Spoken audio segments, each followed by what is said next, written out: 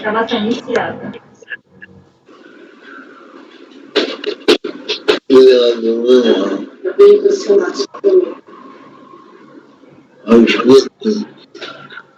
Não está aparecendo a mensagem. Mas é porque eu estou gravando pelo OBS, presidente. Ah, então tá bom. Tá bom, entendi. Perfeito. Não vai aparecer mesmo. Bom, boa tarde, dando início ao turno vespertino. Eu peço para o Walker e a Larissa começarem a gravação também.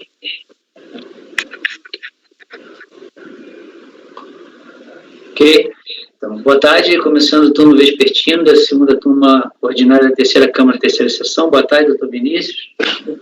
Boa tarde a todos. Boa tarde, doutor Walker. Boa tarde. Presidente, era bom você ajustar um pouquinho, que está aparecendo o seu nariz para cima, tá? Melhorou? Isso, melhorou. Doutor Jorge. Boa tarde, presidente. Boa tarde a todos. Doutor Zé Renato. Boa tarde a todos. Doutora Larissa. Boa tarde a todos. Doutor Rafael. Boa tarde, presidente. Boa tarde a todos. E doutora Denise. Boa tarde a todos. Peço para convocar o patrono do item 131 a 134, Citrovida, por favor. Ok, presidente. Ok, presidente, farei a convocação.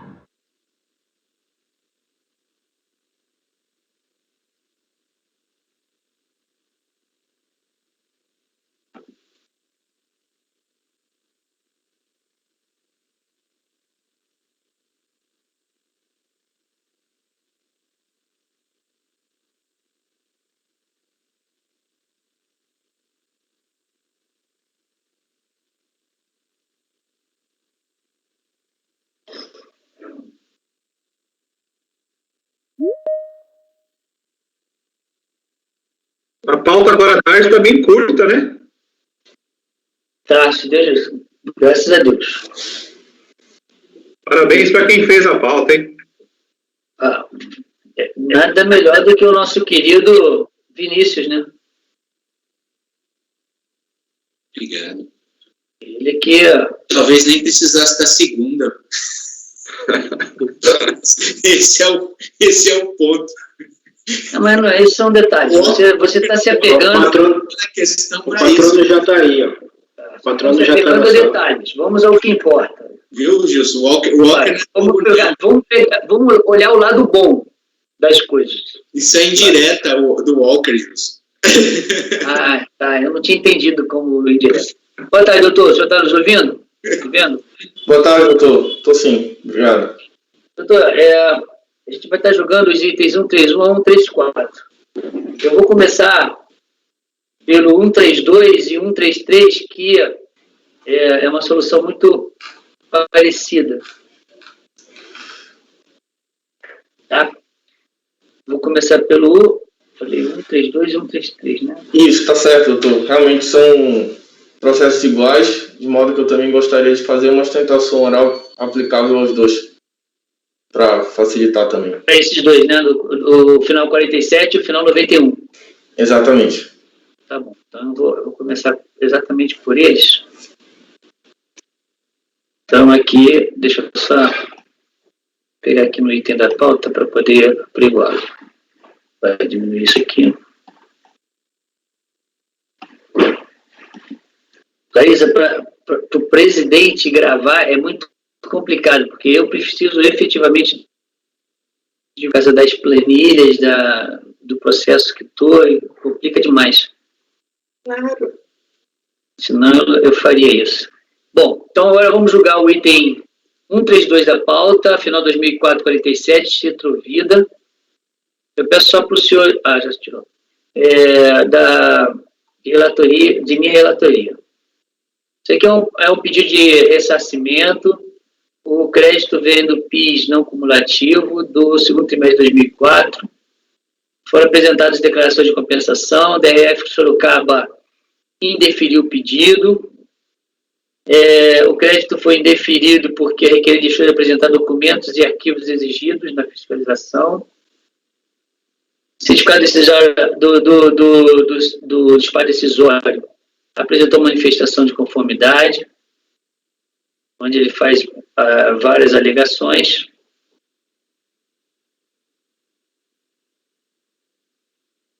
Deixa eu ver o que é de importante. Ele apresentou vários documentos. Tá, então vamos lá. Na manifestação, acho que eu vou ter que falar alguma coisa dela. Foi indeferido, né? Segundo. Tá. Que apresentou toda a documentação em meio físico e digital. Argumenta, em resumo, que o auditor fiscal recebeu os documentos, tanto que usaram o despacho decisório, dizendo que recebeu a documentação na análise posterior e fez constar na informação fiscal que a interessada insistiu em entregar os documentos na DRF. Não foi aceito.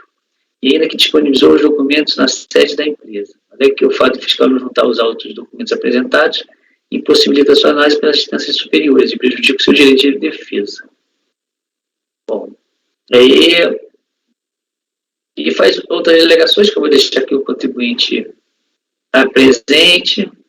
A DRJ Ribeirão Preto julgou improcedente a manifestação de conformidade, nos termos da ementa que eu reproduzo.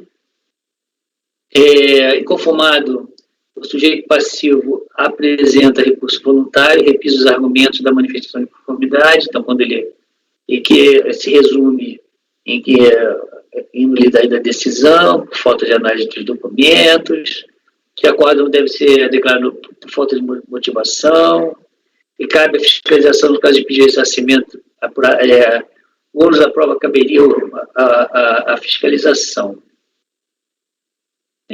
O processo foi sorteado esse relator, esse é o breve relatório. Eu não fiz muita questão de relatar a manifestação e recursos voluntários, que as peças basicamente são muito parecidas ou basicamente iguais, e o patrão poderá fazer sua sustentação. Doutor, são 14 horas e 15 minutos regimentais. Obrigado, doutor. Bom, uma boa tarde a todos. Cumprimentando aí, todo mundo na pessoa do senhor relator, doutor Gilson. Bom, como foi relatado brevemente, basicamente está diante de um pedido de ressarcimento de crédito, em que esse pedido ele foi indeferido e também as compensações apresentadas posteriormente foram consideradas não homologadas em razão da falta de apresentação de documentos por parte da empresa.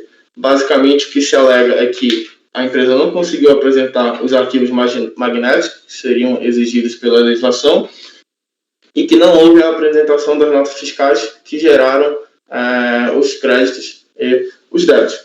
Toda a narrativa do processo, de uma forma resumida, ela meio que se resume basicamente nisso, na falta de apresentação da documentação exigida.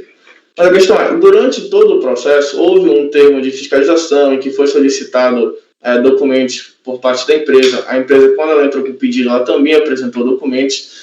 E, desde o despacho decisório e do acordo da manifestação de inconformidade também, esses documentos apresentados pela empresa, eles não chegaram a ser analisados efetivamente.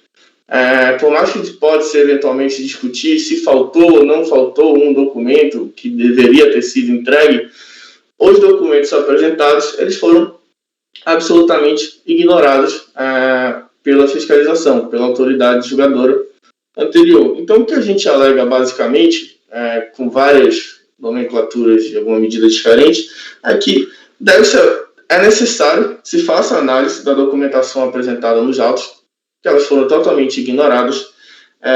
Existe a possibilidade também de ser considerado os documentos que foram juntados posteriormente ao pedido de ressarcimento, porque eles foram apresentados antes da decisão, em alguma medida, de acordo com a Lei 9784, que se aplica a todos os processos administrativos federais. A gente tem impugna pela aplicação do princípio da verdade material, que o julgador deve buscar aquilo que foi, além do que foi dito pelas partes, tentar buscar o que realmente aconteceu no processo. A gente faz alegações relacionadas a cerceamento de direitos de defesa, Também falta de motivação da decisão, tudo por conta da não análise dessa documentação. Existem algumas passagens nos autos em que a própria fiscalização ela reconhece que documentos foram entregues. Existe manifestação do próprio fiscal que lavrou o termo de intimação, pedindo a documentação, que algum documento foi recebido. E esses recibos apresentados ou e-mails que se confirmam a entrega da documentação por parte da empresa, eles foram descartados pela decisão que julgou improcedente a manifestação de inconformidade. Existe toda uma narrativa que é mencionada na decisão, tem um tópico do nosso recurso voluntário que a gente apresenta essa narrativa sobre a ótica de vista da empresa, são muitas informações, são várias datas, pedidos de dilação de prazo e etc., e documentos que foram apresentados também, mas, de toda forma, também, em alguma medida, os documentos solicitados pela fiscalização para viabilizar o deferimento desse pedido de ressarcimento, eles vão além do próprio objeto do que foi pedido. Como foi falado na narrativa, trata-se de um pedido de ressarcimento de PIS e COFINS do segundo trimestre de 2004. E a Fazenda acabou solicitando vários documentos englobando todo o período de janeiro de 2003 até dezembro de 2004, ou seja, há uma delimitação do pedido que se restringe a um período e os documentos solicitados eles são muito mais além do escopo do que nós estamos pleiteando.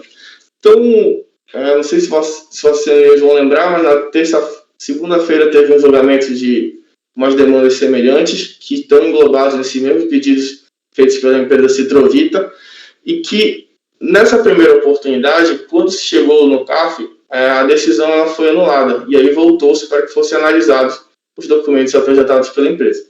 Então, o que a gente está pleiteando aqui é que, em alguma medida, o feito seja baixado em diligência para que, pelo menos, os documentos apresentados pela empresa sejam considerados e efetivamente analisados, ainda que eles não haja efetivamente o crédito, mas a questão é que os documentos, pelo menos, sejam analisados para que verifique se a empresa tem ou não tem efetivamente esse direito do crédito. E o provimento do recurso, no caso, se não se entenda por isso, de uma forma maior, para que seja deferido esse crédito e homologadas as compensações que foram realizadas. Em síntese, é basicamente isso, é a questão da documentação. Eu agradeço a atenção de todos.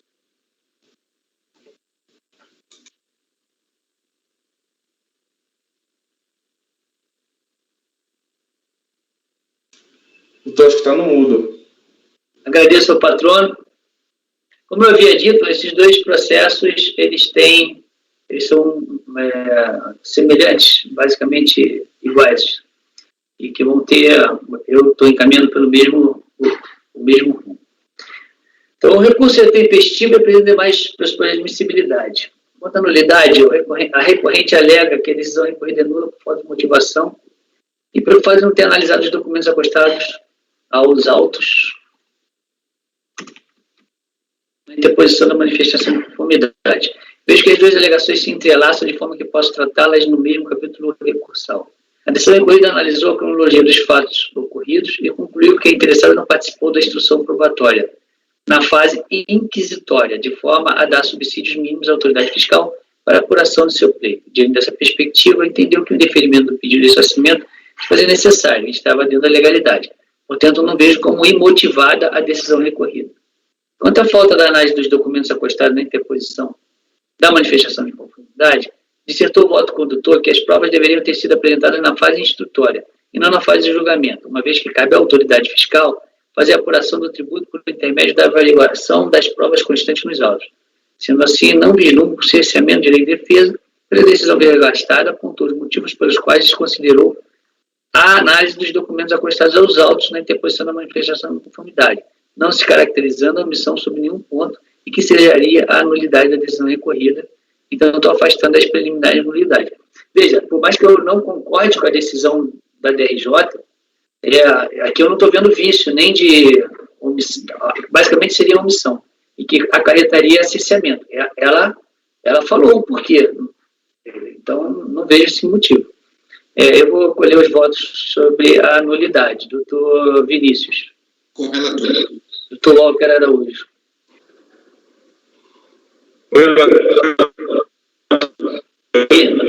Não saiu direito, Walker. Walker, não saiu direito. Pode repetir? Com o relator. Agora foi. Doutor Jorge. Como relator. Doutor Zé Renato. Com o relator. Doutora Larissa. Com o relator. Doutor Rafael. Com o relator, presidente. Doutora Denise. Com o relator.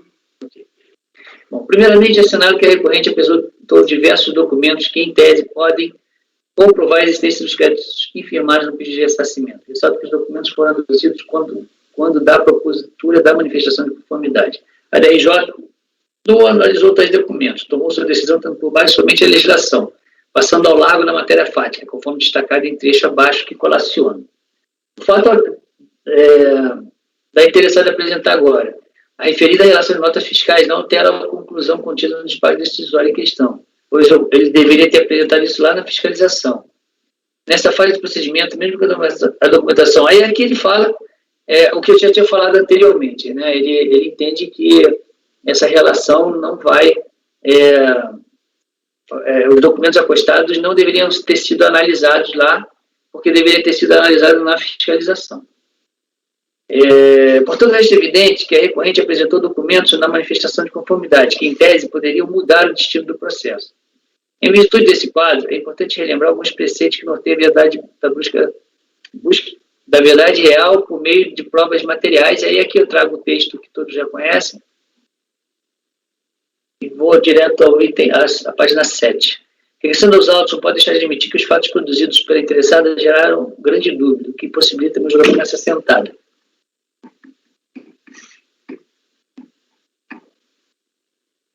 Ocorre que os documentos acostados autos após a fase inquisitória não passaram pelo crivo da fiscalização. Em outras palavras, isso pode atestar a autenticidade de documentos apresentados pela recorrente naquela fase processual, tampouco lhes confere o direito pretendido. Bom, aqui, senhores, na verdade, eu estou baixando, eu optei em, uma vez que a DRJ, porque se eu anulo a DRJ pode vir com a mesma decisão de que não tinha que analisar. Se eu reformo, falando que teria que analisar, eles vão baixar isso em diligência. Então, eu resolvi dar celeridade ao processo, baixar em diligência, entender que já para eles aquilo não serve, o resultado da diligência não vai afastar o duplo grau e vai nos dar a possibilidade de já fazer o julgamento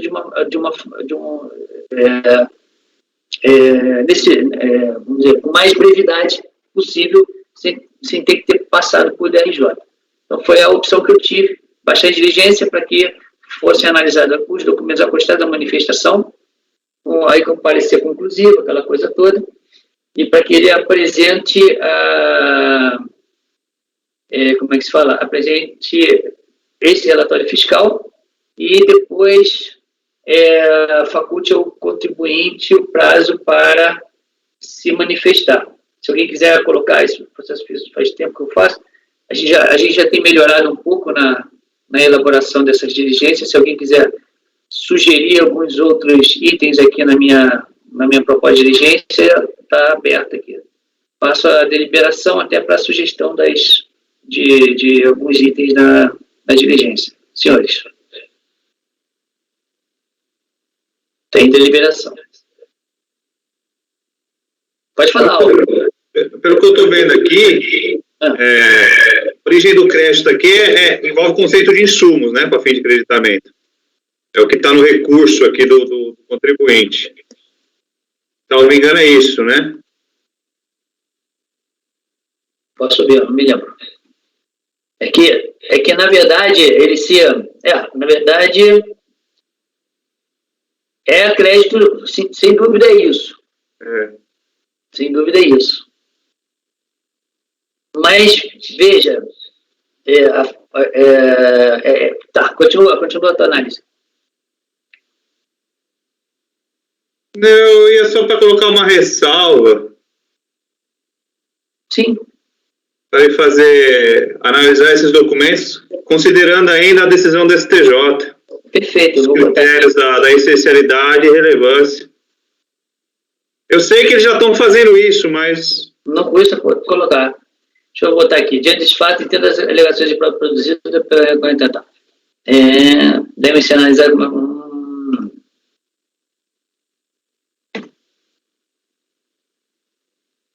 Então, proponho a conversão.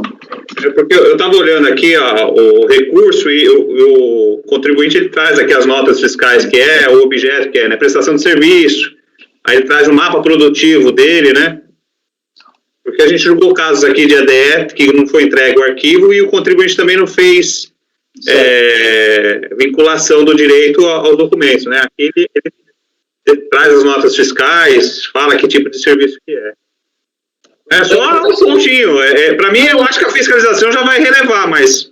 Mas eu vou botar aqui, eu vou incluir um parágrafo. Propõe a conversão do julgamento de indícia para que a unidade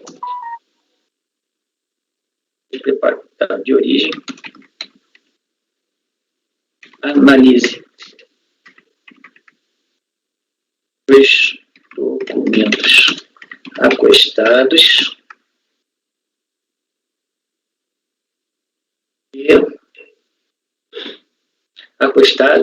e o eventual crédito da não cumulatividade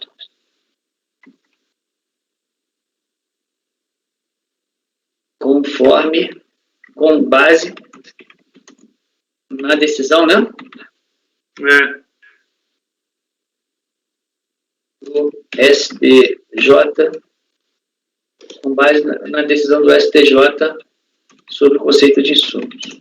Tá bom, sim? E tem os pareceres, né, Gilson? Tem o parecer já 8 lá com base da COSIT. Dos pareceres. Você sabe de cabeça os pareceres? Foi pareceres correlatos. Tá bom. Perfeito. Com base na decisão do STJ e pareceres correlatos sobre o conceito de insumos, tá bom assim? Vocês querem ajustar mais alguma coisa nos termos da diligência, doutor Vinícius? Talvez pareceres da Procuradoria, né? Que você está falando, né? Fala da Procuradoria, que senão o cara fica perdido. PGFN, tá? Os pareceres da PGFN correlatos sobre o conceito de insumos. Ótimo.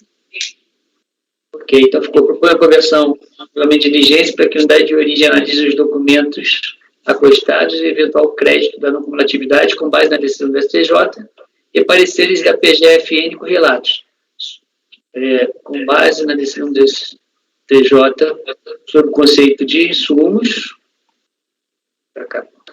sobre os conceitos de insumos e pareceres da PGFN correlatos. Tá bom assim? Perfeito. Bom, é isso. Deixa eu só copiar essa mesma coisa para o outro. Esse é o 47, outro é o 91. É o 91, né, doutor? Só para a gente ter, não copiando errado, é o 91. Tá, então estou copiando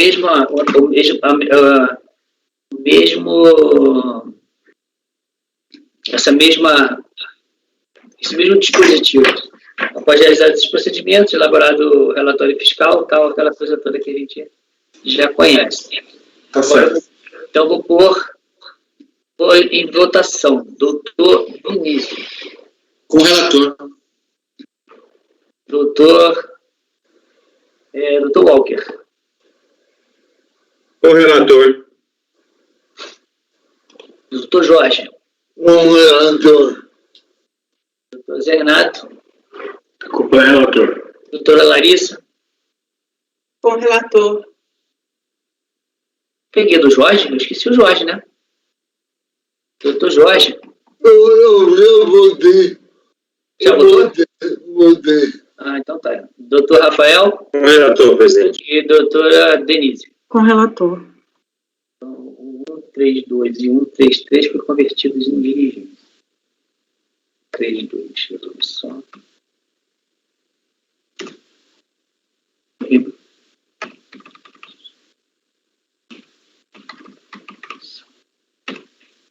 Um 32 e 133. Agora vamos aos outros. O outro é o 68. Tá.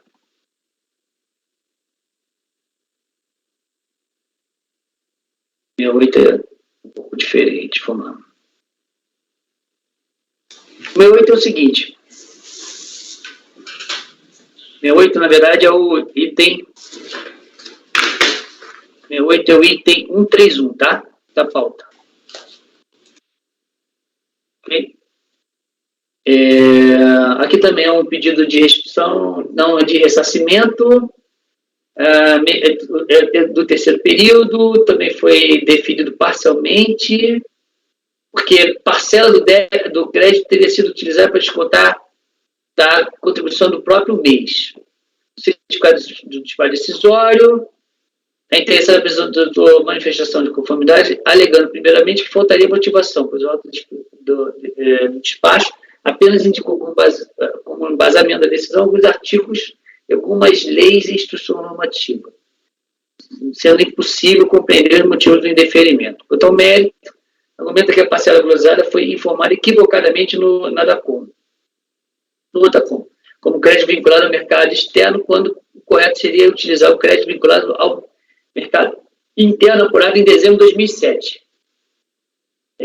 A quarta turma da DRJ anexa a cópia do livro Razão para comprovar que havia crédito suficiente no período, concluindo que um mero erro formal não poderia afastar o direito do contribuinte ao crédito, de forma que da verdade material deve nortear, tal, aquela coisa que nós já conhecemos.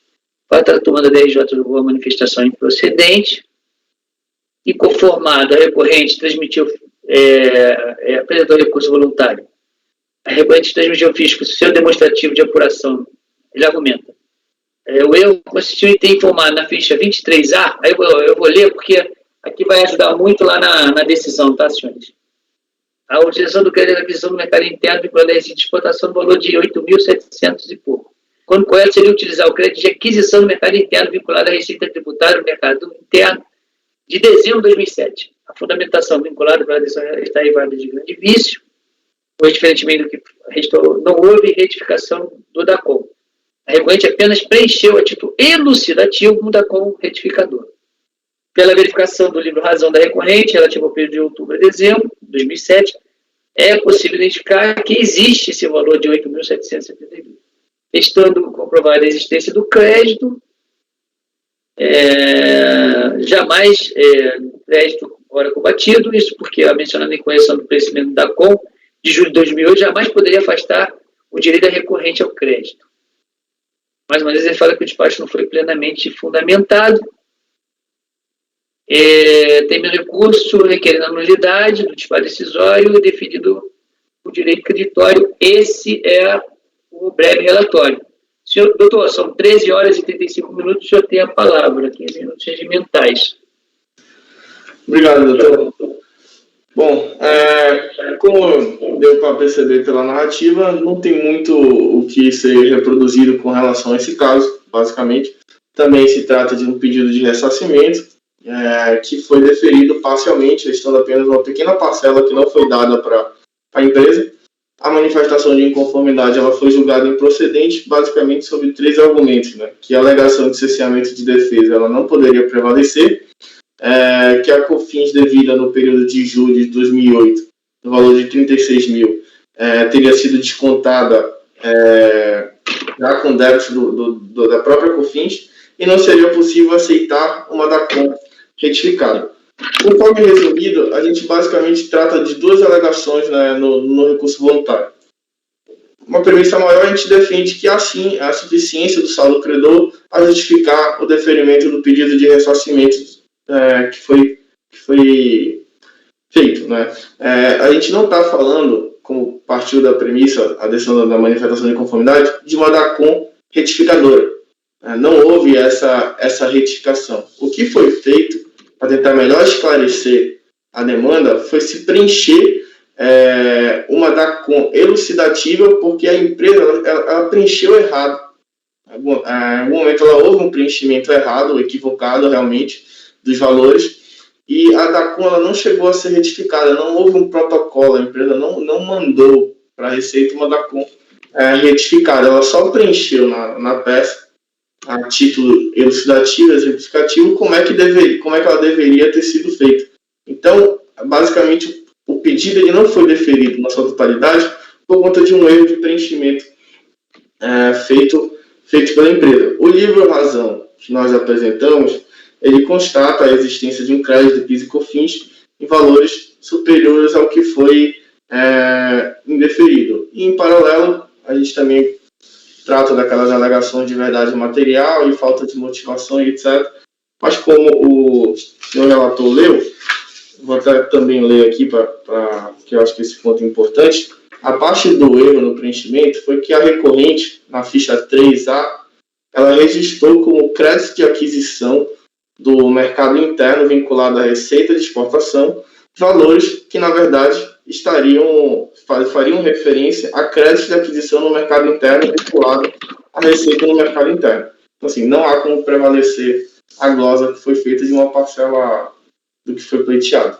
Bom, então, o pedido voluntário é para que seja deferido o valor do ressarcimento, todo o valor creditório pleiteado, e que sejam homologadas as compensações que foram feitas posteriormente. Obrigado pela atenção. Agradeço ao patrono. Eu só estou ajustando aqui, eu estou colocando nas resoluções. O Zé foi gentil, me passou aqui os números, aí eu já ajustei aqui com os números da nota 6 e do parecer normativo COSIT, que aí fica bem certinho, do jeito que te agradeço, Zé. Obrigado. Tá. Então vamos ao voto. Você tem investido e apresenta demais principais admissibilidade de forma dele com isso. Nulidade de espaço decisório. Alega a interessada que o espaço decisório não apresentou qualquer razão para a glosa efetuada. Ele indicou como vazamento legal, forma gerética, as leis aqui que eu cito. Pela análise do despacho decisório e seus anexos, é evidente que a decisão foi fundamentada. O fato resultado de análise do valor do direito creditório identifica de forma clara e didática o valor do crédito disponível e deferido. O cálculo feito pela autoridade fiscal e o demonstrativo do crédito utilizado por desconto estão nos demais quadros que fazem parte do despacho decisório, que eu abaixo transcrevi. Todos eles. Então, o meu sentido ficou bem explicitado o motivo do indeferimento do pedido de ressarcimento e observo que a recorrente entendeu de forma evidente, tanto que apresentou seu recurso rechaçando os motivos que levaram ao indeferimento da totalidade de seu pleito. Sendo assim, afasta a nulidade do despacho decisório. Senhores, posso colher tudo junto depois ou vocês querem que eu colha separado? Então, vamos. Mérito. A interessada assevera que não apresentou a retificadora do DACOM, que apenas preencheu a título elucidativo da DACOM retificador. Então, somente para demonstrar como seria o documento sem os equívocos cometidos, mas não enviou tal documento eletronicamente. O primeiro ponto a destacar é que não foi a questão da impossibilidade de apresentação de DACOM retificador a única razão de deferimento da manifestação de conformidade. A qual, como bem pontuado pelo próprio recorrente, entendeu que a COFINS devida no mês de julho de 2008 teria sido extinta com descontos de crédito apurados no mercado interno e externo. Essa conclusão foi tirada do DACOM apresentado pelo próprio contribuinte. Portanto, não há premissa equivocada no sentido da decisão recorrida.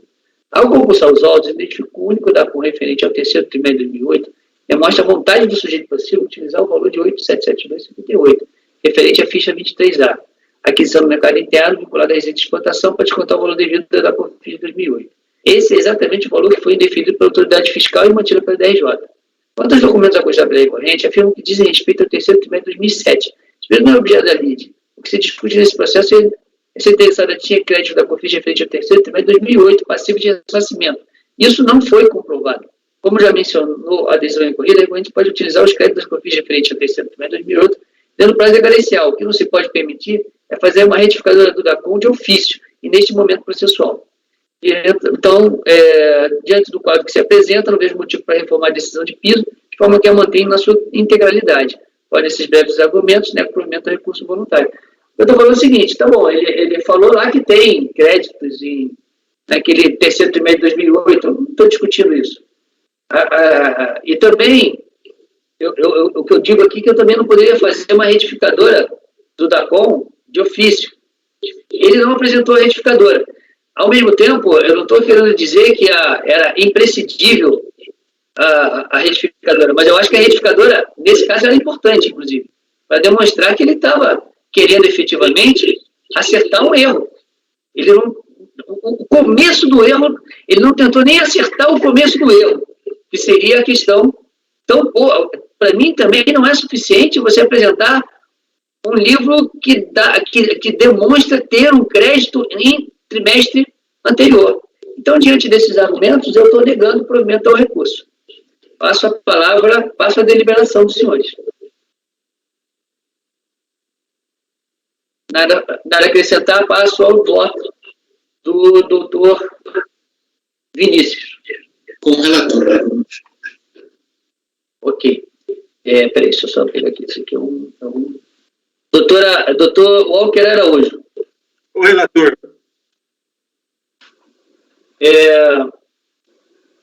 Doutor Jorge. O relator. Doutor José Renato. Como relator. Doutora Larissa. Com o relator. Aqui a gente está votando só para deixar clara tanto a nulidade quanto... tá? Doutor Rafael. Com o relator, presidente. E doutora Denise. Com o relator. Bom, então aqui eu anoto. Então aqui rejeita, o colegiado por unanimidade rejeita a preliminar e nega provimento ao recurso. Agora o último deles é o item 134, que é o processo de final 2009-11. Você vê, né? A gente acha que é tudo igual, mas não são tudo igual. Cada um é uma coisa. Aqui eu também um pedido de ressarcimento. Aqui é o quarto trimestre de 2008. Foram apresentadas declarações de compensação. Aí faça a medida ao artigo 29, que inclui a vedação de compensação, contribuinte impetrou mandado de segurança para afastar a vedação de compensação. Ele entrou com mandado de segurança para afastar essa vedação. Assim apresentou a DECOMP informando a compensação de crédito acima com débitos de estimativa da contribuição sobre o lucro entregue em papel. E que foi formalizada no processo que não é esse, é o 2009-05, que está apenso a isso. A DF Sorocaba, por meio do disparo decisório tal, deferiu em parte o pedido. De acordo com a informação fiscal, o pedido foi deferido parcialmente devido à glosa de crédito referente a ajuste de preço STD vezes real das compras para a industrialização de aquisições de combustíveis lubrificantes, que a fiscalização entendeu que não gerariam crédito, por se tratar bens de serviços adquiridos no mês. Certificado do disparo decisório apresentou a manifestação, alegando, em resumo, que não há valores de reajuste de preço, que os valores informados estão corretos em consonância com a legislação de regente, conforme demonstrativo e notas fiscais e anexas. Sendo assim, o presidente foi baixado em diligência para manifestação do auditor fiscal. Em atendimento à diligência, foi emitido o despacho de folhas que cito, onde o auditor informa que os valores gozados são relativos a insumos adquiridos, inclusive combustíveis lubrificantes, devendo permanecer como base de cálculo do crédito da não cumulatividade. Certificado esse despacho, o requerente apresentou a impugnação, onde se reitera os argumentos utilizados na impugnação original. A DRJ julgou improcedente eu botei impugnação, mas não é impugnação, é manifestação de conformidade.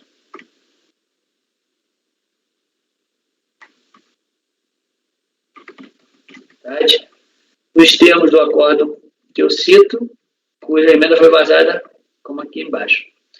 Conforme a decisão da DRJ, o sujeito passivo apresentou recurso voluntário com o argumento aqui. A decisão recorrida deve ser declarada nula, pois enfrentou tema que não diz respeito à lide objeto desse processo, ou seja, a compensação controlada no processo 2009-5. Não poderia ter sido reformada a administrativa de despacho decisório que homologou a compensação transmitida pela recorrente pelo simples fato de que nos autos de mandado de segurança houve decisão desfavorável, ao passo que a referida decisão ainda não tem seu trânsito julgado. Terminando seu recurso, recorrendo na unidade da decisão recorrida na parte em que analisou a homologação da compensação controlada no processo 2009-05. Alternativamente, que seja reformado o acordo para fim que seja homologada a compensação controlada pelo processo acima mencionado. É o breve relatório. São 13h47, passo a palavra ao patrono. 15 minutos regimentais, gente. Desculpa. 14h47. Aqui em Campo Grande é 1 hora menos, doutor. Desculpa. Tudo bem. Obrigado, doutor, pela pela palavra. Bom, esse caso é diferente de todos os outros, tem algumas peculiaridades a mais que eu gostaria de expor aos senhores. Bom, também estamos diante de um pedido de ressarcimento de crédito de PIS, referente ao quarto trimestre de 2008, que foi feito no valor de 252 mil, certo? A empresa teve interesse de compensar esses créditos pleiteados com débitos de imposto de renda e CSLL daquele regime de recolhimento por estimativas. Na época, existia uma medida provisória que vedava a compensação desses débitos em especiais. Ou seja, esses débitos não poderiam ser compensados com os créditos que o contribuinte tinha. A empresa entrou com um mandado de segurança para conseguir o direito de compensar esses débitos. Na primeira instância, houve uma decisão favorável à empresa, autorizando ela a compensar esses débitos, ou seja, estava derrubando a vedação que existia no regime da medida provisória, certo? Veio o despacho decisório e deferiu parcialmente esse valor. A gente pleiteou o valor de 252 mil e foi deferido o valor de 240 mil e também foi homologada a compensação que a empresa fez com os débitos de imposto de renda e CSLL por estimativas, tendo com base a decisão favorável do mandado de segurança, certo? Então, o despacho decisório, ele só gozou, efetivamente, cerca de R$ 11.680, que foi uma pequena parcela que não foi dada direito a contribuinte. Mas a compensação que foi feita desses débitos de imposto de renda e CSLL, de recolhimento por estimativa, ela foi homologada pela decisão do despacho decisório. Pois bem, a empresa entrou com manifestação de inconformidade apenas com relação ao valor que foi glosado, que seria o valor de 11 mil, certo? Esse valor foi glosado sob uma justificativa de que seriam ajustes de preço STD versus real. Então, a manifestação de inconformidade do contribuinte só teve como objeto essa pequena parcela que foi a glosa. Pois bem, a decisão da manifestação de inconformidade, ela julga parcialmente procedente a manifestação de inconformidade por verificar que essa glosa ela não era procedente. Então, cancelou-se essa glosa que foi feita e deferiu-se integralmente o crédito que foi pleiteado pelo contribuinte.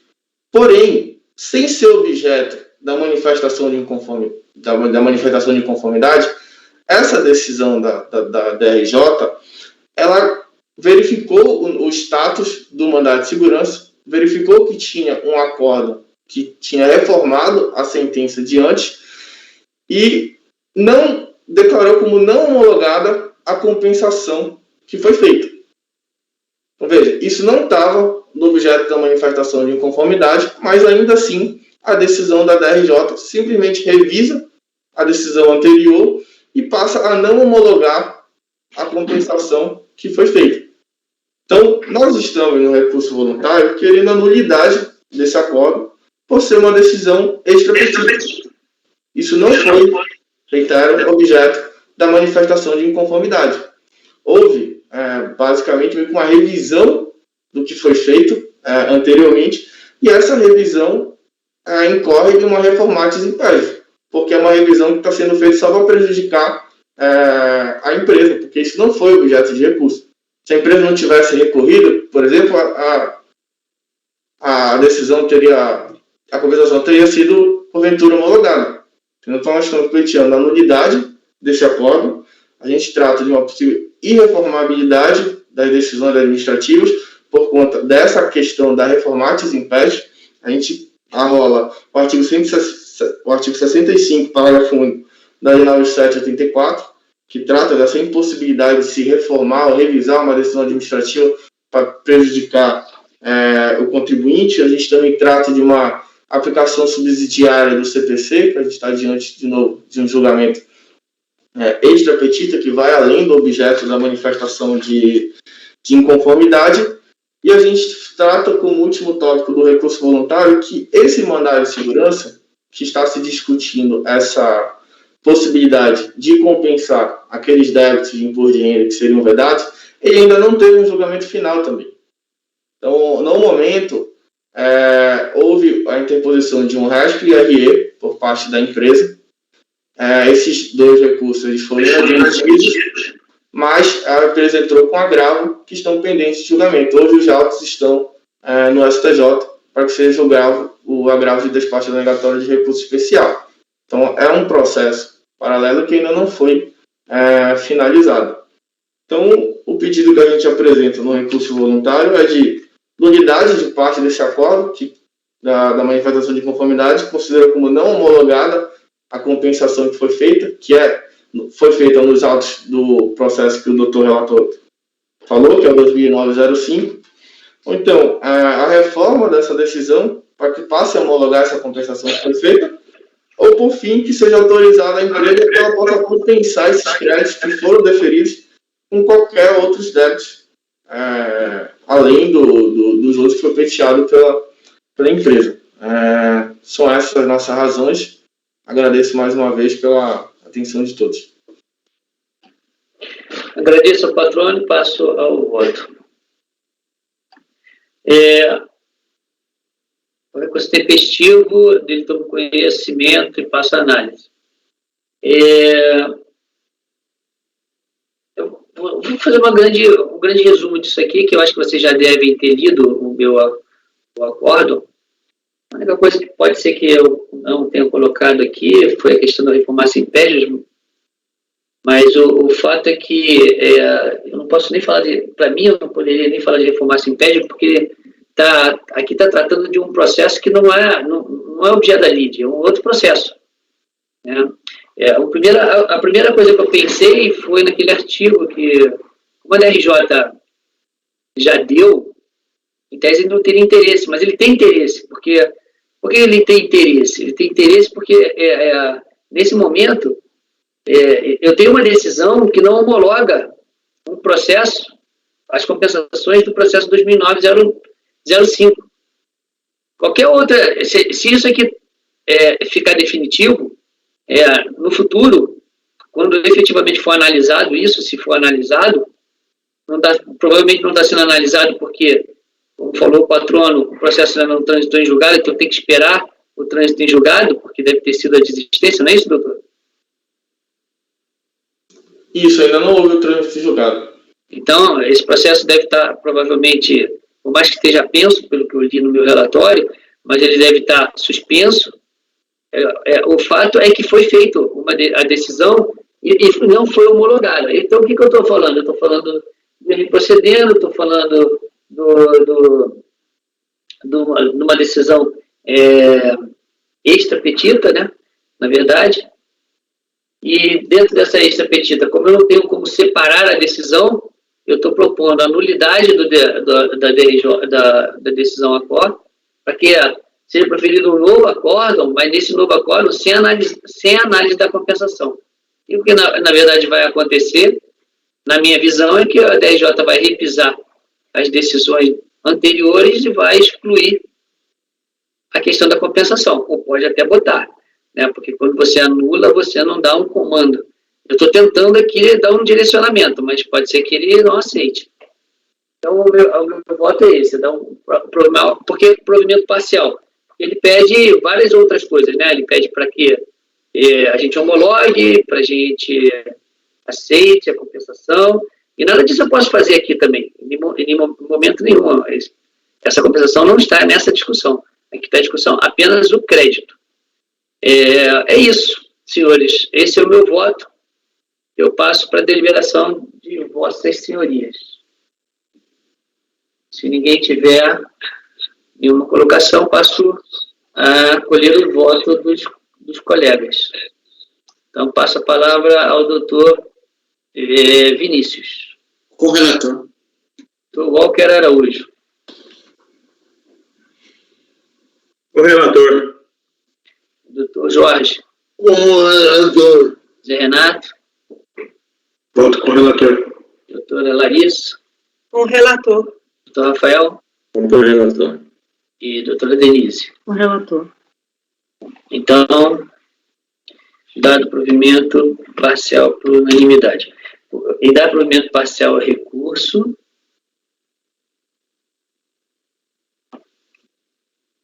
Para anular a decisão acórdão, devendo os autos retornar à delegacia de julgamento para que seja proferido um novo acórdão, sem análise das compensações declaradas e controladas no processo que eu cito.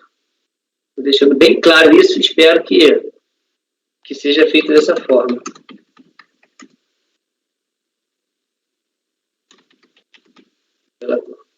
Doutor, o senhor ficou com alguma dúvida? Não, obrigado. Eu agradeço em nome do colegiado e tenha uma boa tarde. Agradeço também, uma boa tarde a todos os senhores. Até mais. Sustentação feita, agora vamos para a Brabeira, que são os 3 processos do... Ele mandou até um e-mail com planilhas, então já viu que vai ser a tarde toda nisso, né? Não, presidente, vai não. Pelas matérias que você colocou ali, não me parece ser muito complicado, não. Vamos lá. Não, é grande só. Quer começar? Vamos lá. Presidente, olha só. Acompanhamento, não? Oi? Perdão, do Vinícius não tem acompanhamento, não? Ah, é verdade, do Vinícius tem acompanhamento. Não deveria ter 5, né? Não, vou dar prioridade a ele, então, desculpa, eu não tinha... É que eu não sei por que eu não anotei na minha planilha aqui na... Ok. Bom, que você ligou a câmera de volta, você saiu...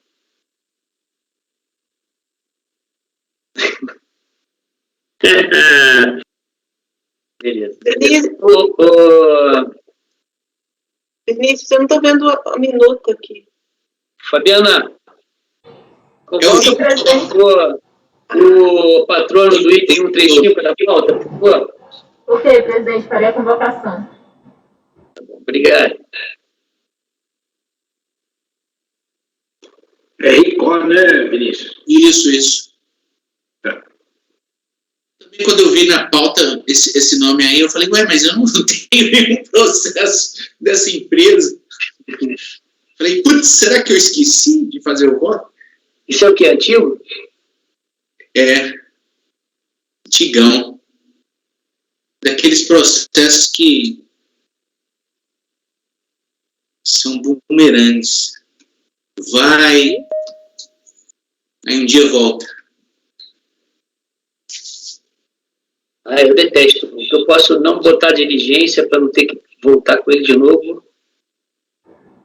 Porque diligência volta. Aí diligência volta, não está na nossa, na verdade não está no nosso planejamento, porque a gente não sabe quando volta. Aí a gente está enrolado. Boa tarde, doutor. Boa tarde, tudo bem? O senhor está nos vendo e ouvindo, é ótimo. Sim, vendo e ouvindo.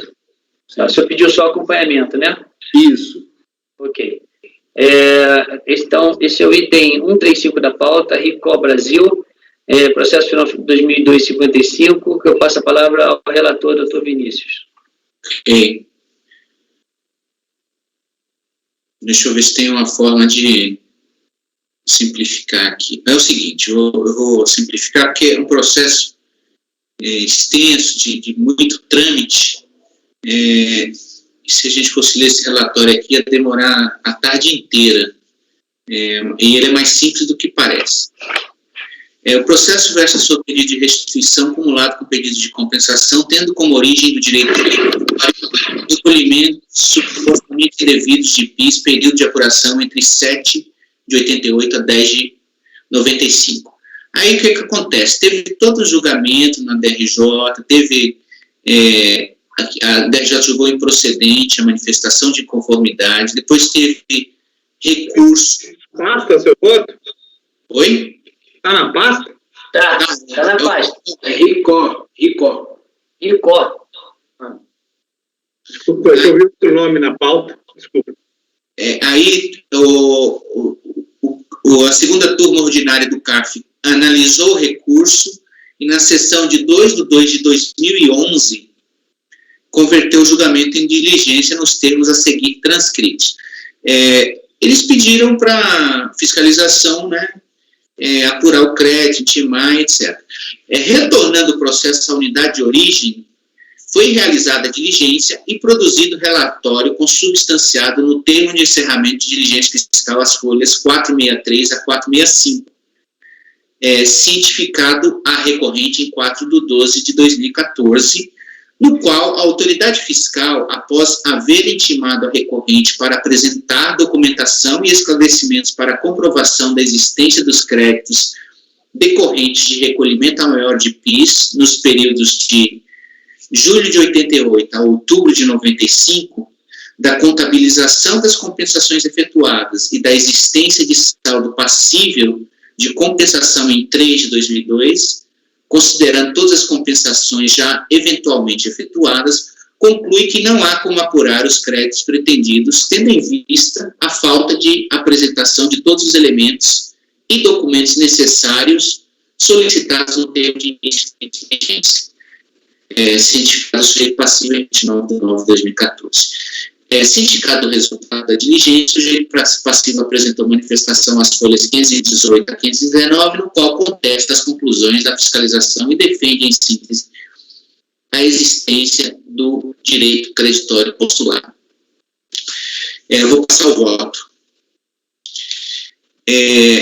O recurso é tempestivo e preenche os pressupostos e requisitos de admissibilidade para julgamento por esta turma.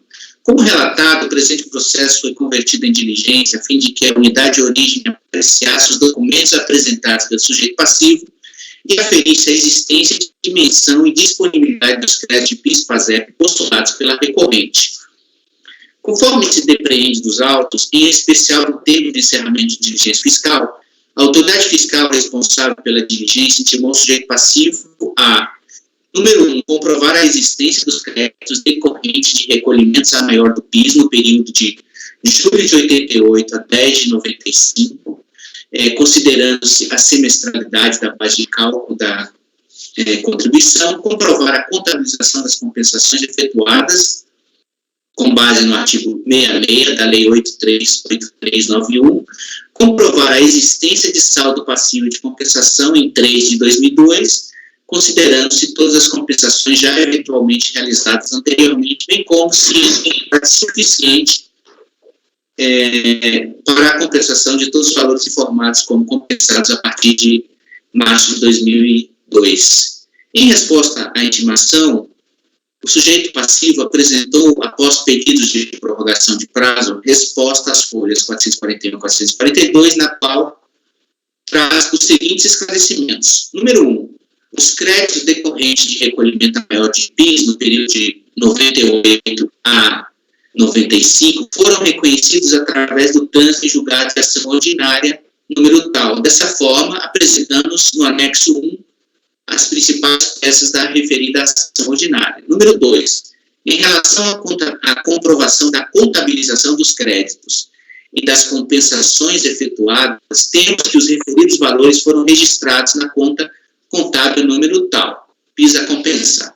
Entretanto, considerando o lapso temporal de mais de 12 anos entre o referido registro contábil, a utilização dos créditos e a solicitação da documentação feita somente em 29 de setembro de 2014, através do termo de início de diligência fiscal em referência, não foi possível até o momento localizar a documentação contábil que demonstra a contabilização dos créditos e sua utilização encerrada no ano de 2003, documentação esta há muito tempo arquivada em diversos arquivos externos contratados pela RICO.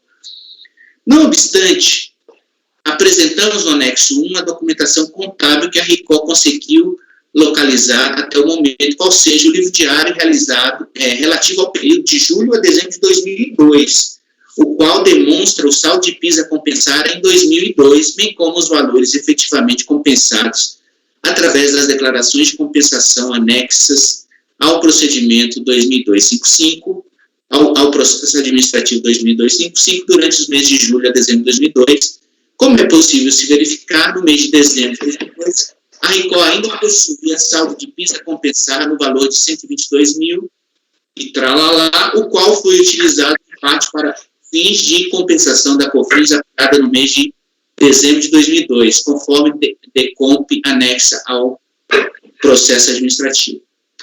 Como se vê, a própria recorrente admite em sua resposta à intimação fiscal que toda a documentação contábil útil para a apuração do PIS, dos créditos decorrentes de seu recolhimento e sua utilização para compensações na escrita, não havia sido localizada, tendo apresentado tão somente os registros do diário do segundo semestre de 2002 com a explicitação do saldo de PIS a compensar. Diante de tal resposta, a autoridade fiscal lavrou o termo de encerramento de diligência fiscal cientificado ao sujeito passivo em 4/2/2014, no qual conclui como visto pela impossibilidade de apuração da assistência e extensão do crédito postulado. Está dando um aí, tem alguém ligado? Vou desligar. Beleza. Em face da insuficiência dos elementos de prova apresentados. Ao meu ver, a conclusão a que chegou a autoridade fiscal, a partir da análise das respostas apresentadas pela recorrente, se mostra irretocável. Explico. No caso concreto, temos como núcleo da controvérsia a alegação de que teriam sido efetuados recolhimentos indevidos a título de PIS durante os períodos de apuração de julho de 88 a outubro de 95. Para sabermos se, de fato, houve recolhimento indevido e se tal recolhimento consiste efetivamente em saldo credor passível de reconhecimento no presente processo, devemos, primeiramente, saber qual o valor devido a título de PIS em cada período, de julho de 88 a outubro de 95, segundo a legislação pertinente, semestralidade, afastando-se, nesse caso, as normas reconhecidas como inconstitucionais, com o necessário confronto dos pagamentos realizados nos referidos períodos, para então apurarmos eventual existência de saldos credores em cada período.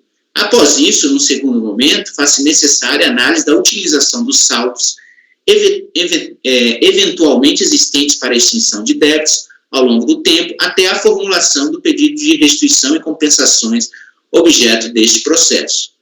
Esses dois passos requerem, naturalmente, a análise dos elementos de prova contábeis fiscais suficientes para demonstrar, por um lado, a própria formação do direito creditório em cada período, com a apuração da base de cálculo do PIS, segundo a legislação pertinente, e a comprovação de seu recolhimento a maior, sua utilização no decorrer do tempo e ainda a comprovação de sua disponibilidade para as compensações objetos deste processo. Sem os elementos de prova que demonstrem todos esses aspectos, não há como apurar a certeza e liquidez do crédito postulado pela recorrente. Foi por essa razão que a autoridade fiscal, logo no início da diligência, intimou o sujeito passivo a comprovar, número 1, a existência dos créditos, considerando a semestralidade da base de cálculo do PIS e os recolhimentos efetuados, número 2, a contabilização das compensações efetuadas nos moldes do artigo 66 da Lei 8383, e ainda, número 3, a existência do saldo passível de compensação em março de 2002, levando-se em consideração as compensações já efetuadas e também aquelas formuladas a partir de 3 de 2002. Observe-se neste contexto que os registros do diário atinentes ao segundo semestre de 2002 não servem para a demonstração cabal do crédito postulado. Nesse caso, caberia ao sujeito passivo apresentar a escrituração contábil hábil a comprovar de forma suficiente e necessária os valores apurados a título de PIS em cada período de julho de 88 a outubro de 95, confrontando aqueles valores com os recolhimentos realizados e demonstrando a utilização de eventual saldo credor para a extinção de débitos nos períodos antecedentes aos pedidos que integram este processo. Importa lembrar, nesse ponto, que é da própria natureza da análise fiscal o confronto de débitos e créditos. Ao proceder à análise de um pedido de restituição ou de uma declaração de compensação, a autoridade fiscal deve examinar amplamente os fatos a fim de verificar se o direito creditório alegado pelo sujeito passivo efetivamente existe. Tal procedimento não se confunde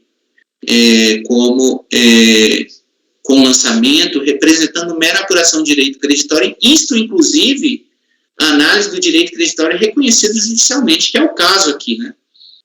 Não é porque a decisão judicial reconheceu a inaplicabilidade dos decretos lá que,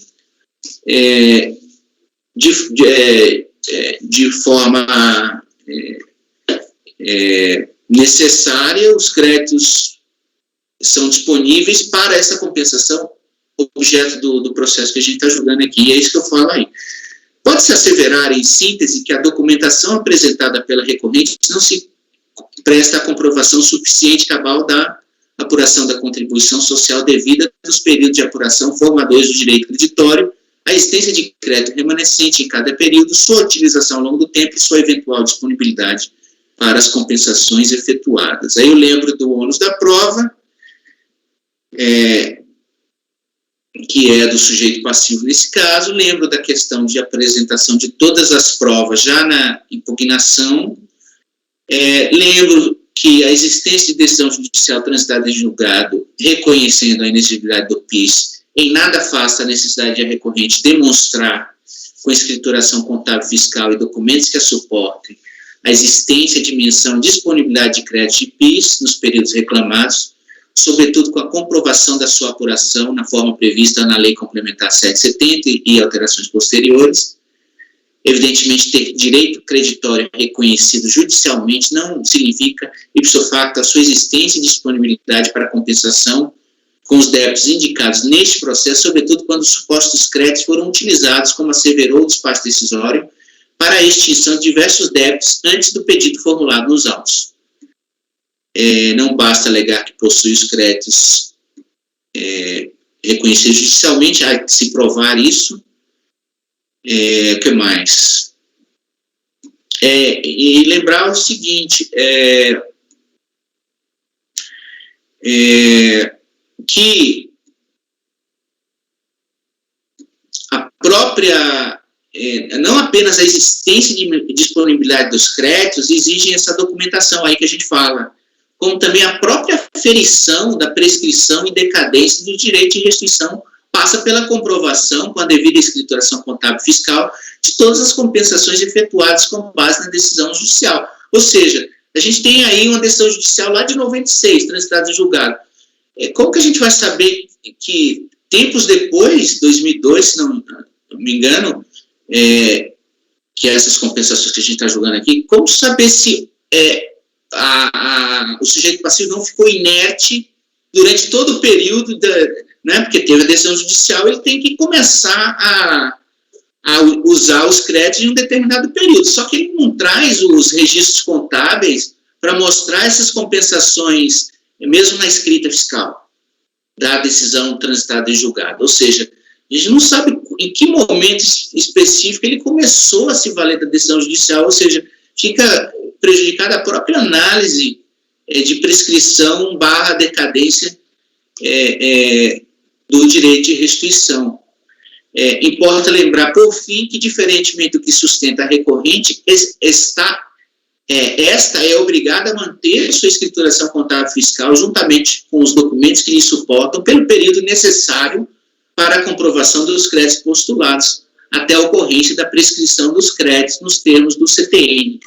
Nesse sentido, o artigo 195 do CTN, aliás, o próprio artigo 4º do Decreto-Lei 486 de 69, diz da obrigação da manutenção da escrituração dos livros comerciais. Então, diante do exposto, tendo em vista os resultados da diligência realizada e a ausência de apresentação de provas suficientes e necessárias para a comprovação do crédito postulado, voto por negar provimento ao recurso voluntário.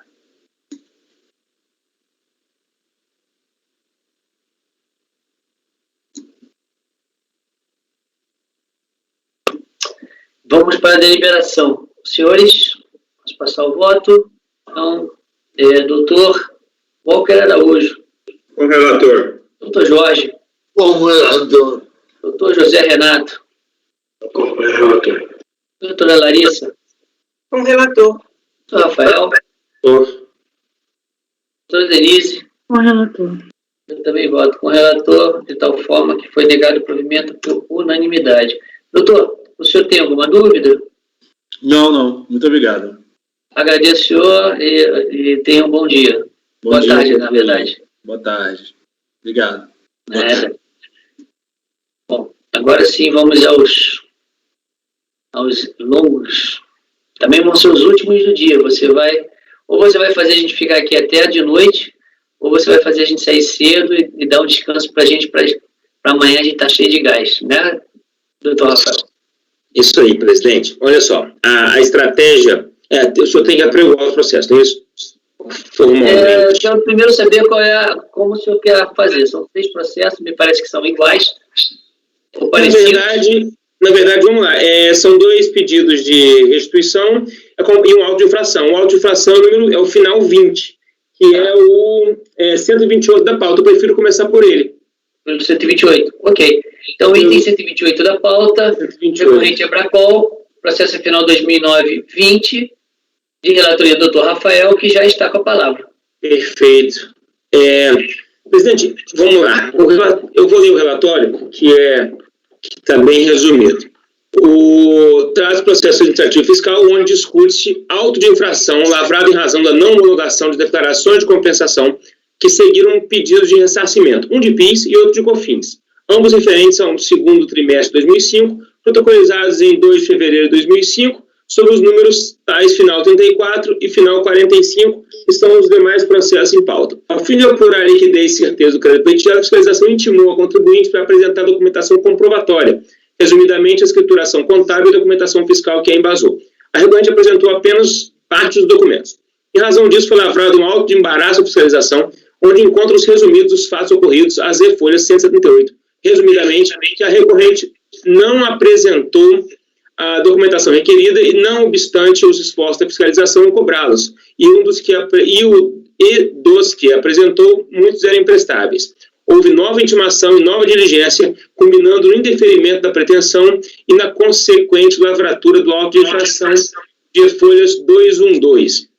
E aí eu vou ler algum trecho. O descaso do auto de infração. O descaso do sujeito passivo para a fiscalização é absoluto. Decorridos mais de 4 meses desde a primeira intimação datada de 2 de 3 de 2009, o sujeito passivo se limitou a apresentar a escrituração contábil em arquivos digitais, sequer respondeu aos questionamentos feitos no termo de constatação e intimação fiscal, onde inicialmente relatamos para cada linha da COM as constatações da fiscalização e, posteriormente, exigimos os esclarecimentos e a apresentação dos documentos e elementos comprobatórios necessários para que pudesse realizar as verificações determinadas. Os arquivos digitais relativos à escrituração fiscal também não foram apresentados. Consultamos o arquivo relativo à tabela de plano de contas constante do arquivo digitais relativo à escrituração contábil e constatamos que não há nenhuma adaptação do plano de contas, de forma a identificar os dispêndios mensais que geram crédito do PIS, PASEP e COFINS. E os que não geram. Dessa forma, a apresentação das planilhas ou qualquer outro documento equivalente que demonstrem a forma de a apuração dos valores informados da COM, bem como a apresentação dos documentos comprobatórios exigidos pela fiscalização, são imprescindíveis para a verificação da legitimidade e materialidade do crédito. Porque o sujeito, ainda na auto de infração, porque o sujeito passivo, apesar de incidentemente intimado e reintimado, não quer detalhar a forma de apuração dos valores informados nos DACONs.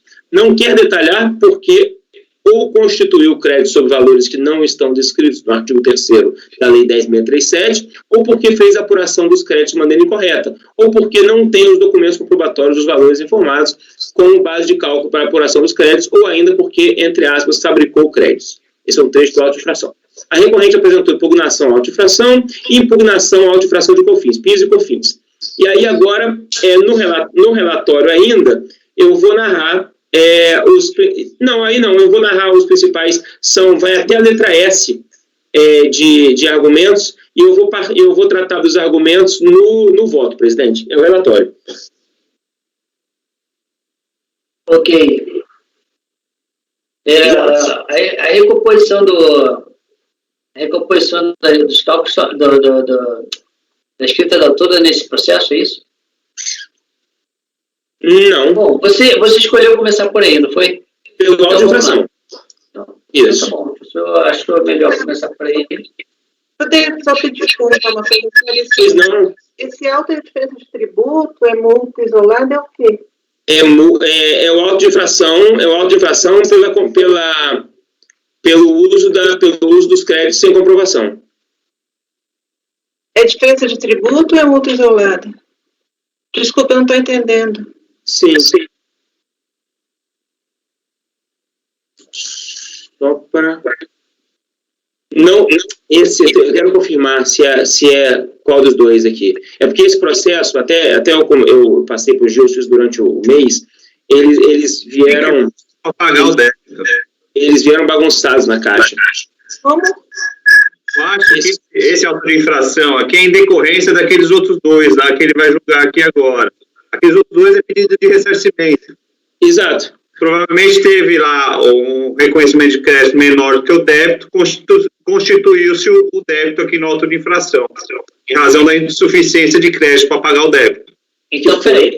Então, se assim é, esse processo está prejudicado pelos outros. Então, isso a gente não pode julgar. Eu acho que é isso, né, Rafael? Porque auto de infração lavada na não homologação das declarações de compensação, que seguiram o pedido de ressarcimento. Isso. É o 2005-34 e o 2005-45 que está na pauta. Isso. Então esse aqui tem que estar sobrestado esperando os dois outros. Porque eles não vão ter decisão final hoje, mas não, eles vão ter uma decisão que podem ter vários dobramentos. Verdade, estamos no exterior ainda. Sobre o Estado esperando esses dois aqui, ó. Ok. Então, tem que votar. Vamos minimizar votar, então. Aqui. Perfeito. Então, o voto nesse... Então, esse é o voto pelo sobrestamento. No CARF. Perfeito. Ok. Então, vou apurar. No CARF ou na unidade de origem? Eu entendo que seja no CARF, porque vai esperar os dois julgarem. Não, esse caso aí tem que ser na unidade de origem por uma coisa. Na minha visão, tá? Por que tem que ser na unidade de origem? Quando é no CARF, quando é a multa, aquela multa. Porque aí existe ou não existe tal multa e acabou. Esses aí é diferença. Então a gente tem que ver o reflexo daqueles nesse aí. Porque pode sobrar alguma diferença. Não é isso, Walker? Não é isso que você está pensando? Isso, perfeito. Eu então tirei sua fala. Meu objetivo não era esse, não, Walker. Não, tá ótimo.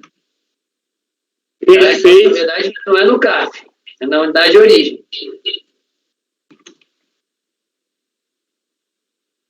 Bom, vou votar. Doutor Vinícius. O relator. Doutor Walker. Relator. Jorge. O relator. Doutor Zé Renato. Eu acompanho o relator. Doutora Larissa. O relator. Denise. O relator. Eu voto também com o relator, então foi sobrestado até a decisão final do processo de compensação do crédito vinculado nos termos do voto do relator. Feito. Então, o 128, agora, os dois outros são de... Agora, aí sim, aí a gente vai ter que julgar. O que me parece que vai ser muito parecido. Vamos lá. Perfeito. Os dois são, um é PIS, outro é COFINS. Os argumentos estão na tabela. Os argumentos, eles são idênticos. Os argumentos... Eu não tinha planilhado isso. Mas agora, ok, os argumentos são idênticos. Então, vamos lá. O relatório é curto também, então, traz processo administrativo fiscal no bojo do qual discute o pretenso crédito de PIS relativo à receita de exportação. A recorrente apresentou DECOMP, tendo sido intimado para apresentar documentos e arquivos contábeis, que não foi atendido, inclusive por juntada de CD, todavia, segundo informações da RJ, os dados não estavam completos. Diante de tal fato, houve a diligência na sede da empresa, igualmente infrutífera, pois ela afirmou que não foi possível gerar os arquivos digitais solicitados. Houve nova intimação e nova diligência, culminando no indeferimento da pretensão e na lavratura do auto de infração. Na manifestação de conformidade, a recorrente arguiu preliminares de nulidade de procedimento, merecendo destaque, e preliminares e mérito. Com o resultado da análise da DRJ, foi lavrada a ementa que culminou com o indeferimento da pretensão.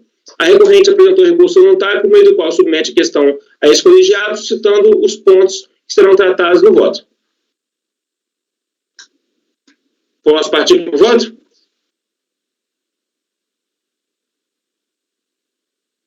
Todo mundo congelou. Não estou ouvindo nem vendo ninguém. Gil, você está sem o... Então, eu tô aqui, ó. Mexe a cabeça, Vinícius. Isso. Posso partir para o voto, presidente? Pode. Preliminares. A recorrente alega as seguintes preliminares que, antes de serem analisadas individualmente, devem ter seus pressupostos lógico-processuais estabelecidos. Partindo da contestação de que as 12 preliminares foram suscitadas em torno de alguns pontos em comum, é mais eficiente tratar desses pontos como pressupostos para posteriormente nelas adentrar especificamente. Presidente e colegas, como as preliminares são muitas e são todas voltadas em alguns pontos comuns, eu resolvi traçar 3 pressupostos que já são conhecidos desse colegiado. Vou falar sucintamente dos 3 pressupostos, depois eu analiso as preliminares individualmente. O primeiro pressuposto que é conhecido desse colegiado é a teoria das nulidades do processo administrativo fiscal, necessidade de indicação do prejuízo advindo da violação apontada. Então, esse ponto aqui, eu até utilizo um voto da doutora Denise, onde ela ressalta, onde ela muito bem elabora a teoria de que não há nulidade sem prejuízo, e aí esse trecho eu fiz até em cor diferente para ressaltar essa utilização dela.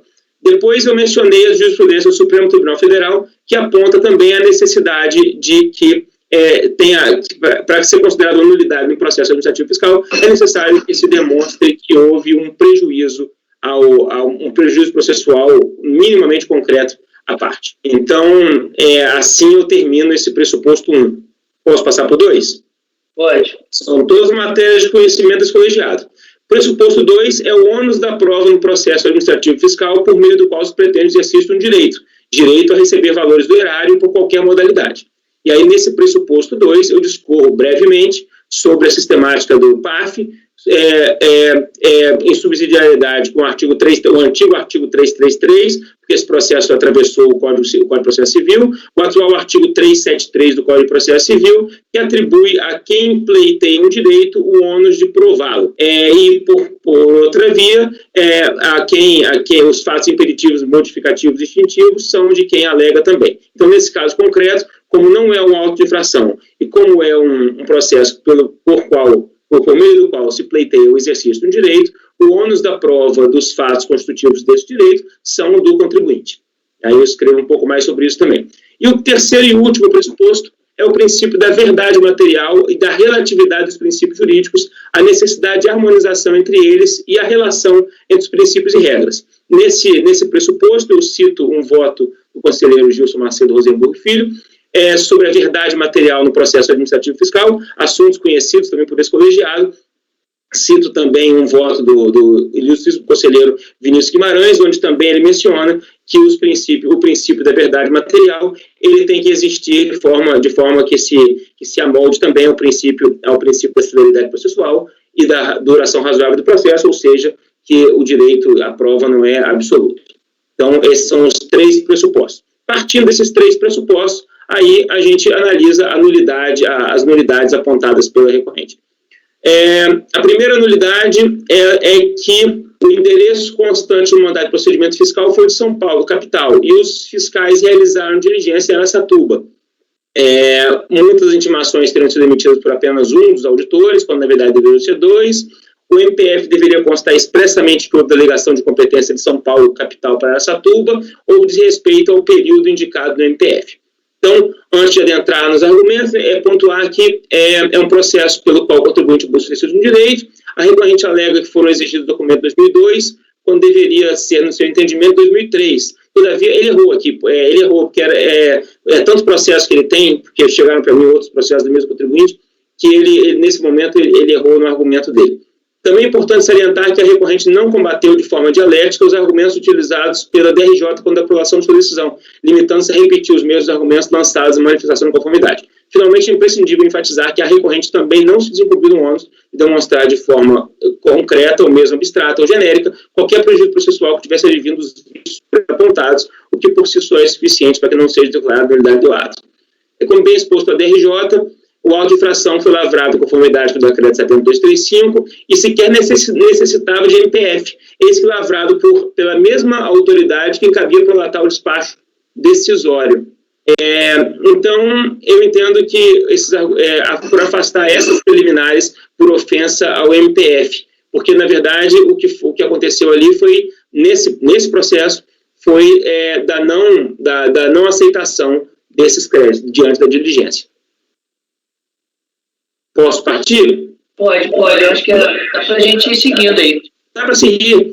Nulidade por incompetência do superintendente. A recorrente alega que todo o trabalho fiscal são nulos em razão do fato que os procedimentos foram em outra unidade centralizada. O acordo proferido pela DRJ aponta que o superintendente regional pode transferir a sua competência e atribuições entre as unidades da sua jurisdição. Argumento que não foi abordado no recurso voluntário, que limitou-se a repetir os argumentos da manifestação de conformidade. Também é necessário salientar que a recorrente não se incumbiu onde provar qualquer prejuízo em relação a isso. Incompetência do superintendente. A DRJ mencionou que o superintendente ele tem a competência e que ele poderia delegar.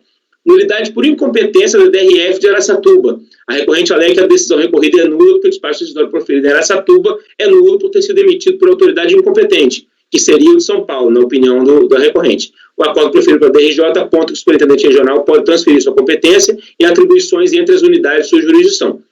O argumento também não foi abordado especificamente no recurso voluntário, que repetiu a manifestação de conformidade. Ou seja, nesse caso assim, eu considero até que houve uma minha, mas a dialética foi muito fraca. Nulidade por ausência de intimação para manifestação da recorrente após o fim da instrução. A recorrente alega que o despacho decisório foi proferido sem que, após a instrução, fosse concedido à recorrente o prazo de 10 dias para manifestar sobre o encerramento da instrução, o que seria uma nulidade cognoscível a qualquer tempo. Nesse aspecto, aí eu vou pela não demonstração de qualquer prejuízo concreto por essa ausência de intimação para manifestação após a instrução. Nulidade por ausência de intimação para apresentação de documentos. Ela disse que a diligência foi realizada sem que a recorrente fosse intimada para apresentar documentos. O que se vê nos autos é que a recorrente pleiteou créditos tributários, todavia não se desencobriu de apresentar documentos para comprovar a liquidez e certeza. A DRJ tratou longamente desse fato e apontou as datas dos pedidos, bem como identificou o longo prazo entre o pedido e a possibilidade de reunião dos documentos. A todo momento, a recorrente alegou que tinha os documentos, mas que não juntou por serem muitos, trazendo idêntico discurso no recurso voluntário sem que houvesse sido apresentados os documentos, sendo que era um ônus seu. Deveres de direitos, nulidade por ausência de concessão de prazo para apresentação de documentos que, segundo as recorrentes, se encontravam no estabelecimento de São Paulo. A recorrente alega que, não obstante a sua vontade em fornecer os documentos solicitados, a fiscalização não concedeu o prazo razoável apresentados. Cumpre apontar que o pedido de ressarcimento foi formalizado em 2005, o recurso voluntário foi apresentado em 2010, sem que houvesse sido apresentada a documentação. Cumpre destacar que a lei fixou a manifestação de conformidade como momento para apresentação de documentação comprobatória, salvo exceções legais. Nulidade por ausência de legislação que garante a possibilidade do indeferimento do pedido de ressarcimento pelo motivo descrito no seu texto. A recorrente alega a nulidade do processo do despacho decisório pelo fato de não haveria em toda a legislação brasileira possibilidade de indeferimento de ressarcimento pelo motivo descrito no texto. Alega que o ressarcimento somente pode ser indeferido caso o contribuinte não possua o direito. Esse argumento é meio estranho, mas foi usado. Alega ainda que não foi concedido prazo suficiente para apresentação. Em relação ao hipotético direito do contribuinte, como qualquer direito, enquanto condicionado ao cumprimento dos requisitos legais para sua fruição, e no caso concreto, encontra na legislação tributária e, no que diz respeito à questão processual, o decreto 70235. A única forma que a fiscalização teria para saber se a recorrente possui ou não direito ao crédito seria com a apresentação dos documentos no prazo estipulado pela norma processual que não foi cumprido. Nulidade por erro de motivação. A recorrente alega que o procedimento é nulo em razão de que a fundamentação jurídica utilizada é, no seu entender, inadequada por não exprimir a vontade da recorrente em apresentar a documentação. A vontade, elemento intrasubjetivo, deve ser materializada por meio de ações objetivas e, no caso concreto, seria consubstanciada pelo fato de a recorrente apresentar provas ou mesmo indícios de provas nos prazos legalmente previstos para tanto, o que não ocorreu no caso concreto, não havendo qualquer vício de motivação e devendo ser afastada preliminar. Verdade material, e já mencionamos esse argumento, e no mérito. No mérito, a recorrente alega que o direito de ressarcimento, que ela possui grande quantidade de documentos que comprovam o seu direito ao crédito, mas não juntou por cento de grande quantidade. Como já mencionado, os pressupostos teóricos o processo administrativo por regras. Rafael, pois não. Desculpa te interromper, mas... À vontade. Pois não, que já veio esse monte de nulidade e já passou para o mérito, mas eu estou com... quer votar as nulidades? Não, porque assim, essa questão da nulidade... Desculpa, é o nosso modo de operandi. Deixa eu entender, professor, deixa eu entender o que o Zé está falando, que eu não entendi ainda. A gente não abriu para votar as preliminares de conjunto. É isso, Zé? Não. E eu quero um esclarecimento sobre as nulidades. Pois não. Uma delas eu quero. Tá, então peraí. Porque todas essas nulidades que eu estou ouvindo, eu estou achando que não vai gerar polêmica. Então, por isso eu estou... Não, sim. Eu estou levando... Agora, se tem problemas quanto a alguma nulidade, vamos parar e vamos analisar a nulidade. Então, vamos lá. Pera, só um minutinho, Zé. Primeiro, deixa eu só entender o seguinte. Acabaram as nulidades? Acabaram as nulidades. Tá. Então, Zé, por favor, traga sua dúvida, suas considerações sobre... Não só o Zé, depois que o Zé acabar, alguém mais tiver, por favor, coloque e vamos votar as nulidades. Obrigado, Zé. É que eu realmente estava achando que estava tudo muito claro para mim, mas para mim, né? Mas vai lá, Zé. Não, é que, na verdade, eu estou tentando baixar esse processo já faz um tempinho aqui, só que está dando um erro no e-processo, não estou conseguindo. O que acontece é o seguinte, em várias das nulidades aqui, uma delas me chamou a atenção, que foi essa ausência de intimação para apresentar documentos. A recorrente alega que a diligência de do data tal foi realizada sem que a recorrente fosse intimada para apresentar os documentos. Se vê nos autos é que a recorrente pleiteou créditos tributários. Você não falou aqui que... Não, ela foi sim intimada e a intimação ocorreu em data tal. Você não... Qual é o item, Zé? Desse jeito. São muitos itens. 2.6. 2.6, ok. 2.6. Diligência 31, de 13/11 de 2008. Eu estou com o processo aqui já aberto. Deixa eu ver qual foi essa diligência de 13... Foram muitas diligências, inclusive uma das controvérsias foi se realmente poderia ter havido essa diligência de Araçatuba ou se não poderia ter havido essa diligência de Araçatuba. Então, deixa eu voltar aqui. Tá, a minha questão é pontual. Ele foi ou não intimado? E se foi intimado, quanto foi? Porque aí já resolve o problema, entendeu? Sem muita delongas, Rafael. Responde. A questão agora, que a demora aqui é achar nesse processo. Eu posso ajudar? Claro.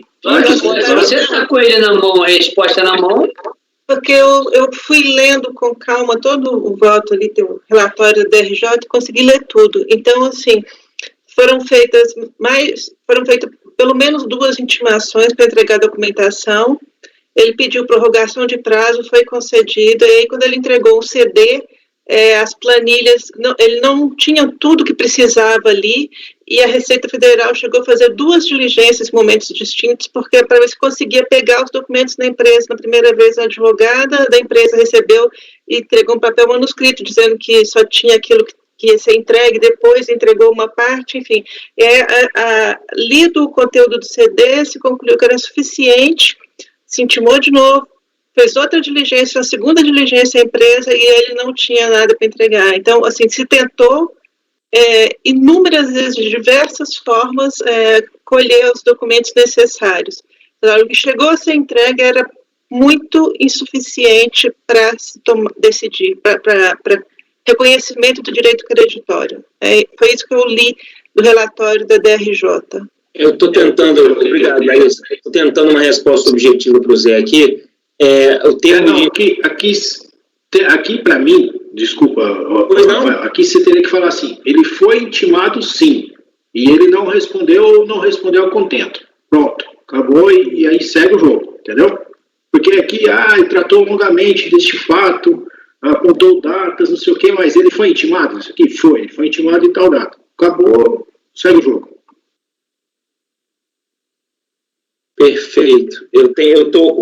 A intimação inicial foi 2/3/2009 e folhas 91.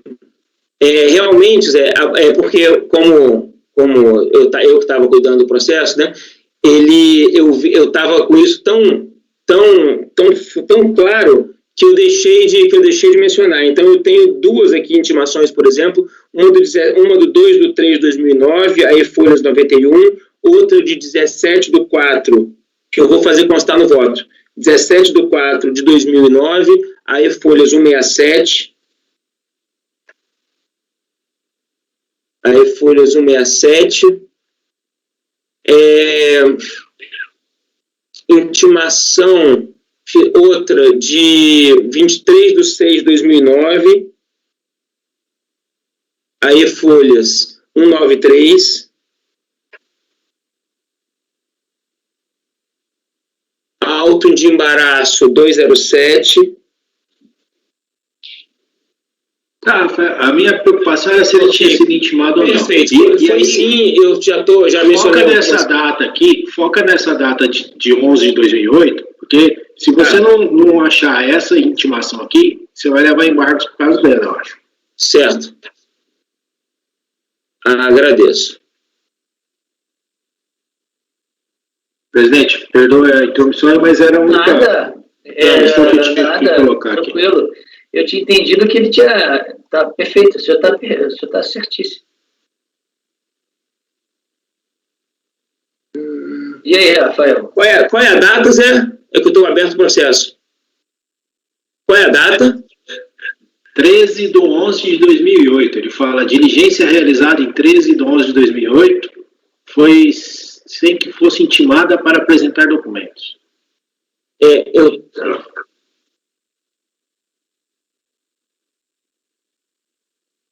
Mas, olha só, isso que entendo uma coisa, Rafael, olha só. Se você está julgando essa nulidade, a resposta é bem objetiva. Foi intimada ou não foi intimada? Como é que você julga sem olhar isso? Não, olha, é porque é pelo seguinte. Eu não consigo entender. Não, olha só, é porque essa diligência... Não é uma crítica, mas não dá para você, falar assim, vou afastar a nulidade porque ele foi intimado. Beleza, porque só tem essa maneira de afastar a nulidade. Não dá para você falar nada diferente disso. A questão é a seguinte, não, mas é assim, presidente, existe um fundamento para a sua pergunta e para a minha resposta. Interessante. Eu sei que você tem resposta para tudo que eu pergunto. Ele argumenta que a diligência, ele fala assim, que o processo é nulo, a nulidade, porque não foi, a diligência do dia 13/11/2008 foi realizada sem que a recorrente fosse intimada para apresentar documentos. A questão é a seguinte, vamos dizer, ele está dizendo que não apresentou os documentos porque ele não foi intimado para apresentar documentos no dia antes da diligência do 13/11. Só que depois do 13/11, em 2/3/2009, em 17/4/2009... São várias situações depois. 2009, ele foi intimado. Você pode dizer isso, que isso aí não é durante o procedimento fiscal, isso aí? Isso, exato. Ele teve até a manifestação. A fiscalização não precisa ficar enchendo o saco do contribuinte antes. Tudo bem, poderia intimá-lo a apresentar? Imagine que não intimou, certo? Ainda assim, o cara teve depois outras situações de ser intimado e não apresentou, e poderia ter entregue na manifestação de conformidade. Então, isso não ter sido intimado durante o procedimento fiscal não anula em nada a autuação ou a análise do crédito, enfim, como se diz, é um procedimento inquisitório e não acusatório. É essa a questão, é isso que está funcionando. É inquisitório. Então, se a fiscalização lava um auto de infração sem intimar o contribuinte, por exemplo, não vai cair por isso. Ele lavrou com base nos fatos que tinha e tudo mais. Agora, se vai subsistir ou não depois, aí é outra conversa. Se um despacho decisório é lavrado sem intimar o contribuinte ou sem uma diligência que... Enfim, não tem nada a ver. O cara tinha até a manifestação para apresentar a documentação e, além disso, como a Larissa aí apontou, várias oportunidades, várias ocasiões foram dadas, foram abertas para que ele trouxesse as provas e não trouxe. Então, não configura... então, assim, não é você entrar nessa neura de ficar... Agora, o José levantou, tem toda a razão. Você tem que bater, tem que explicar isso aí, não dessa forma genérica que você fez. Né? Falar assim, olha, isso não é nulidade porque é uma fase inquisitória, certo? E várias outras oportunidades foram dadas ao sujeito passivo para que ele apresentasse, e foi intimado para apresentar em várias ocasiões posteriores os documentos. Ponto. Fechou. Perfeito, eu já fiz até alteração aqui. É porque esse argumento foi até assim, me gera até esse ponto, esse argumento, porque esse processo exatamente foi indeferido por falta de documentos. Teve um alto embaraço de fiscalização. O tempo todo a questão era a fiscalização pedindo documento e o contribuinte negando, não apresentando documentos. E aí me causou até espanto nesse fato. E alegar a unidade por falta de documento, por falta de intimação. Bem, pode ser por qualquer coisa, nesse caso concreto, menos por falta de intimação. Mas, enfim, agradeço a colaboração, especialmente do Zé, que apontou essa omissão minha aqui em relação a isso. Agradeço os colegas por terem me ajudado também aqui a salientar esse ponto. Então, vamos lá. Então, alguém com mais dúvidas sobre as nulidades? Podemos, então, votá-los? Eu não tenho sobre a nulidade, mas eu queria só fazer um comentário. Claro. Porque eu estava lendo o relatório não é desse processo, boa parte dele, né? Por que não é, Walker? Porque tem a alegação aqui que você colocou que o contribuinte trouxe de decadência, homologação tácita, e não tem isso no recurso. Nesse recurso não tem. Quais são esses argumentos?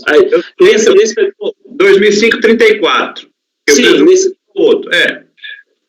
Você trouxe aqui as questões de mérito. Eu só estou falando isso aqui porque eu vi. Inclusive, na planilha que você trouxe aqui, tinha uma gama de alegações que não tem no mérito. No seu mérito, você aprecia o mérito corretamente, lá embaixo. E, de fato, você só trouxe aqueles argumentos. Agora, aqueles argumentos que você trouxe no relatório, de decadência, esse negócio não existe. Estranho, porque quando eu fiz questão, quando o processo é grande assim, eu faço questão de botar o item manualmente no recurso voluntário, item 2.2.2, item 2.2.3, exatamente para não ter esse risco. Quando você entra no mérito, direito ao ressarcimento, item 2.2. Direito à taxa Selic, 2.2.2, isso tem lá também. Direito de perícia, tem lá também. Aí você conclui. Agora vai lá no seu relatório. O 45 está correto. Será que foi a diferença do... Será que eu não ia falar... 45, o ressarcimento do processo de final 40... Você está no outro, né? Eu 34. Vê que ele copiou. Nesse caso, bem, não era, eu não lembro, não deveria ter feito copiado, mas posso ter feito sim. Posso ter feito, porque posso ter começado por um e feito com o outro. Depois você ajustar o seu relatório. Perfeito, Walker. Muito obrigado. Podemos, então, votar então, as nulidades? Alguém discorda das nulidades afastadas pelo relator? Então, todas as nulidades foram afastadas pelo relator. Vamos ao mérito. Mérito, direito de ressarcimento, item 2.2.1 do recurso voluntário, a recorrente alega que possui grande quantidade de documentos, mas que não juntou por cento de grande quantidade. Como já mencionado nos pressupostos teóricos da decisão, o processo administrativo fiscal é regido por regras que estipulam prazos e condições para o exercício do direito. Não tendo a recorrente desencobrido onde provar os fatos alegados, sequer é possível ferir se há ou não direito alegado. Assim é de se negar provimento a esse capítulo recursal, do direito ao ressarcimento. Ele alega que tem direito ao ressarcimento. E aí eu menciono aqui, olha, ele pode ter direito, mas ele tem que provar a liquidez e certeza do crédito pleiteado. Esse é o ponto do mérito. Tá. Ok. Doutor... Quer passar todos, presidente? São 3 só. Tá, vamos lá. A aplicação da taxa Selic, o valor que pretende ser ressarcido. A recorrente alega que possui direito à aplicação da taxa Selic, dos valores que pretende ressarcimento. Quanto à possibilidade de aplicação de juros compensatórios sobre o ressarcimento de créditos, PIS e COFINS acumulativo, entende que não é um amparo legal, muito pelo contrário, a Lei 10.833 veda expressamente a aplicação de juros compensatórios sobre o ressarcimento de créditos fiscais nelas previstos. Então, nego a aplicação de taxa Selic. E, por fim, direito à perícia, a recorrente ela alega que tem muito documento e que ela quer uma perícia para aferir a documentação por ela trazida, e aí eu uso o entendimento já consolidado por esse colegiado, de que a perícia não se presta para suprir deficiências probatórias. Ok. Então agora eu vou colher o voto de todos, né? Começando pelo querido conselheiro doutor Vinícius. Com o relator, presidente. Doutor Walker Araújo. Essa questão da atualização não tem súmula? Tem. É isso que eu ia falar. Acho, eu estou procurando, acho. Que a súmula é 125. 125, né? Eu vou achar daqui a pouco. Mas tem súmula assim. Eu tenho ela gravada. Eu sei qual que é a súmula. Eu sei que tem a súmula, só não lembro o número. Eu vou já. De qual matéria que você está falando? Hã? De qual matéria? Atualização de link, de pedir ressarcimento. Tem súmula sim, tem súmula sim. É isso que eu acho para você. Tem súmula. Eu vou olhar. Doutor Walker. Só vou sugerir para incluir a súmula, né? Porque aí já mata o processo nesse ponto. Mas com o relator. Falta de prova, súmula. Ok. Doutor Jorge. Confirmando súmula 125. Com relator. Ok. Doutor Zé Renato. Voto com o relator. Doutora Larissa.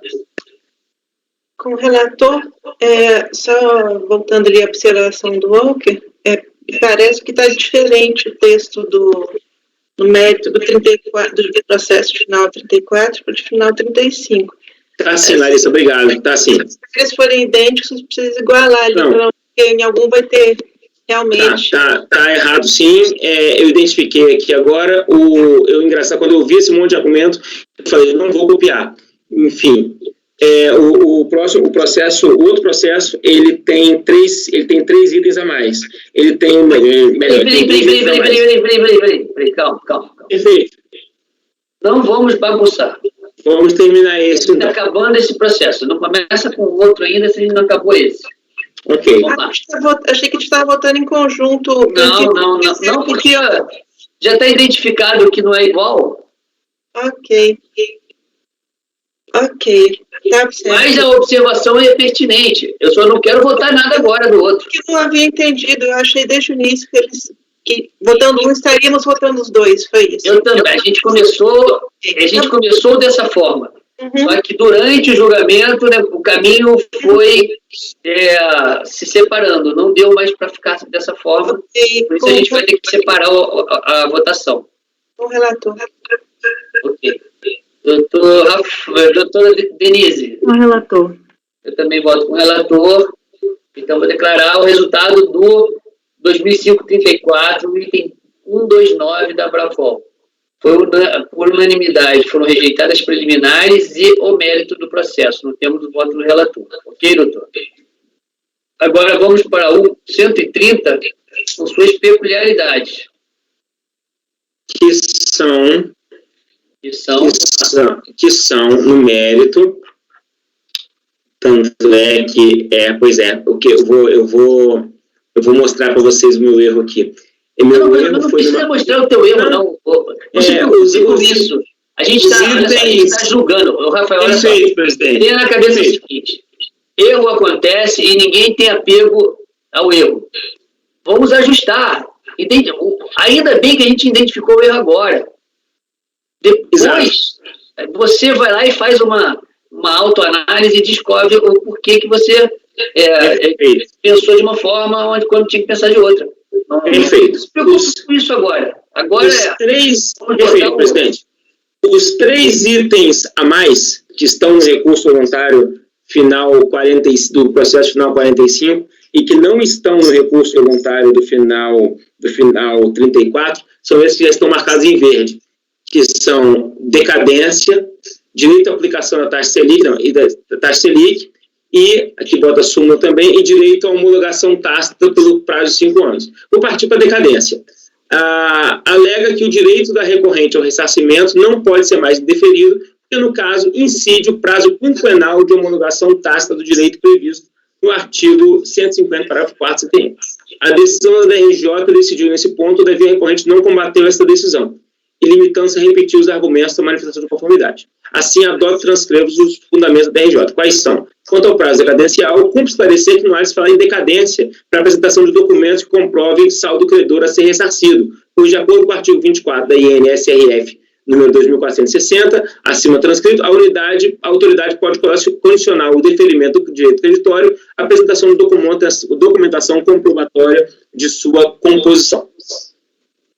Por esse motivo, voto por negar provimento desse capítulo recursal. Pode continuar. A aplicação da taxa Selic. Aí eu utilizo os fundamentos do outro processo com a súmula. Ok, pode continuar. E, por fim, direito à homologação tácita. A recorrente alega que as compensações foram homologadas pelo decurso de 5 anos na forma do artigo 74 da Lei 9.430.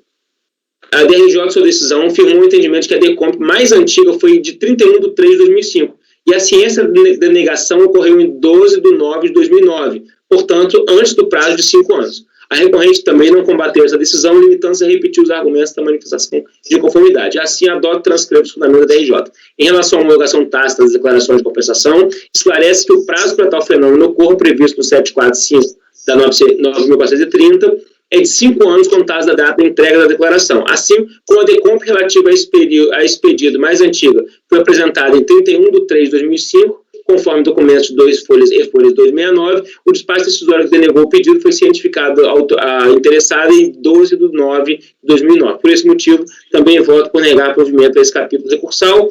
Por fim, direito à perícia, que já tratamos. Ok. Então, agora passo a deliberação. Eu estou em dúvida no negócio aqui. Pois não. Então, é o momento. Esse item que ele tratou da decadência, ele está pedindo aplicação aqui de 150. Só que ele está pedindo de 150 porque não foi analisado dentro do prazo de 5 anos aqui o pedido dele de homologação. Então, é uma homologação tácita. Aí você está usando uma decisão da DRJ aqui, que está falando de prazo decadencial para apresentação de documentos. São matérias distintas, ao meu ver. Isso aqui é outro fundamento da DRJ que se discute outra questão. E mesmo que você tenha atacado, essa questão de homologação tácita é matéria de ordem pública. Então, acho que você tem que analisar corretamente. Tá. Então, em relação à homologação tácita... A homologação tácita você já analisou. Desculpa, decadência. Lembra? Eu estou desconfiada que a recorrente pode ter usado decadência no sentido usado pela DRJ. Eu estou desconfiada, entendeu? Porque é tão prolixo que pode ter usado decadência nesse outro sentido aí. Tem que dar uma checada aqui. Ó, decadência. O argumento de decadência é de dois parágrafos. O direito à recorrente ao ressarcimento não pode ser mais indeferido porque, no caso, incide o prazo quinquenal de homologação tácita do direito. Este prazo está previsto no artigo 150, 4 CTN e artigo 745 da Lei 9.430. Ponto. Então, ele repetiu, Rafael. Ele repetiu os tópicos. Na verdade, ele não sabe o que é um e o que é outro, você entendeu?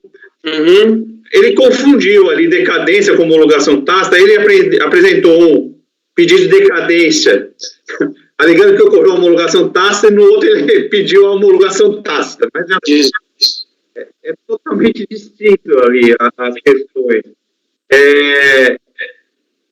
Isso aqui é um pedido de ressarcimento? Né? Tem pedido de compensação? Teve declaração de decomp.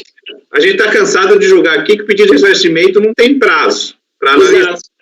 Logo afasta essa questão. O presidente está censura. Walker, é isso que ele quer. Na verdade, o que ele está querendo falar é exatamente, ele pede das compensações. Isso. E também quer que aplique esse mesmo tipo de prazo, mesmo raciocínio, também para ressarcimento. É isso que ele quer. Na verdade, é isso. Então, o Rafael está usando uma decisão aqui da DRJ que não é isso aqui.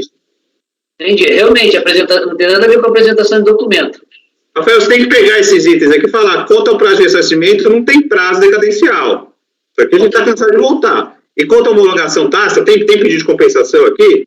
Tem. E aí você analisou, foi feita dentro do prazo de 5 anos? Ele falou isso. Foi 12 de 2 de 2009 a 31 de 3 de 2005. Matou, então acabou. Matou, ok. Era só esse esclarecimento. Ok, presidente. Em relação ao ressarcimento, não há prazo credencial.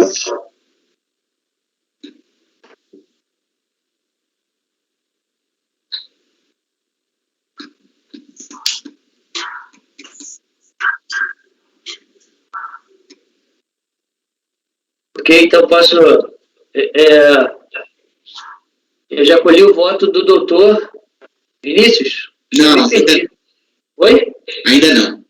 Então vamos lá, então vamos colher os votos. Ah, não, a gente estava em deliberação, tá certo. Isso. Doutor, alguém mais tem alguma observação sobre esse caso? Não. Então vamos começar com o doutor Vinícius. Doutor Vinícius, por favor. Com o relator. Ok. Doutor Walker Araújo. O relator. Doutor Jorge. Com o relator. Doutor José Renato. Voto com o relator. Doutora Larissa. Com o relator. Doutor Rafael. Não, Rafael é o relator, desculpa. Doutora Denise. Com o relator, presidente. Também voto com o relator. Então, aqui, a gente, nesse processo, vai ter o mesmo resultado que o anterior. A diferença é que ali tem preliminares. Na verdade, ali, na outra também são preliminares. A diferença é que no último processo, no final 45, tem mais 2 argumentos de mérito.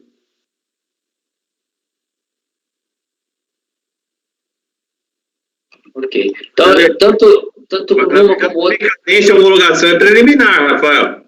É preliminar. Preliminar. Na verdade, o mérito, pelo que eu entendi, só tem uma, que é a falta de prova. Não é isso? O resto tudo é preliminar. Não, o mérito dele tem que eu julguei. Prova a taxa Selic e tem a questão da... tem a taxa Selic, tem razão. Eu julguei levando em consideração a estrutura do recurso. Bom, senhores, então com isso a gente fechou a pauta, deixa eu ter certeza, fechamos a pauta da tarde. Peço para que a Fabiana encerre a gravação.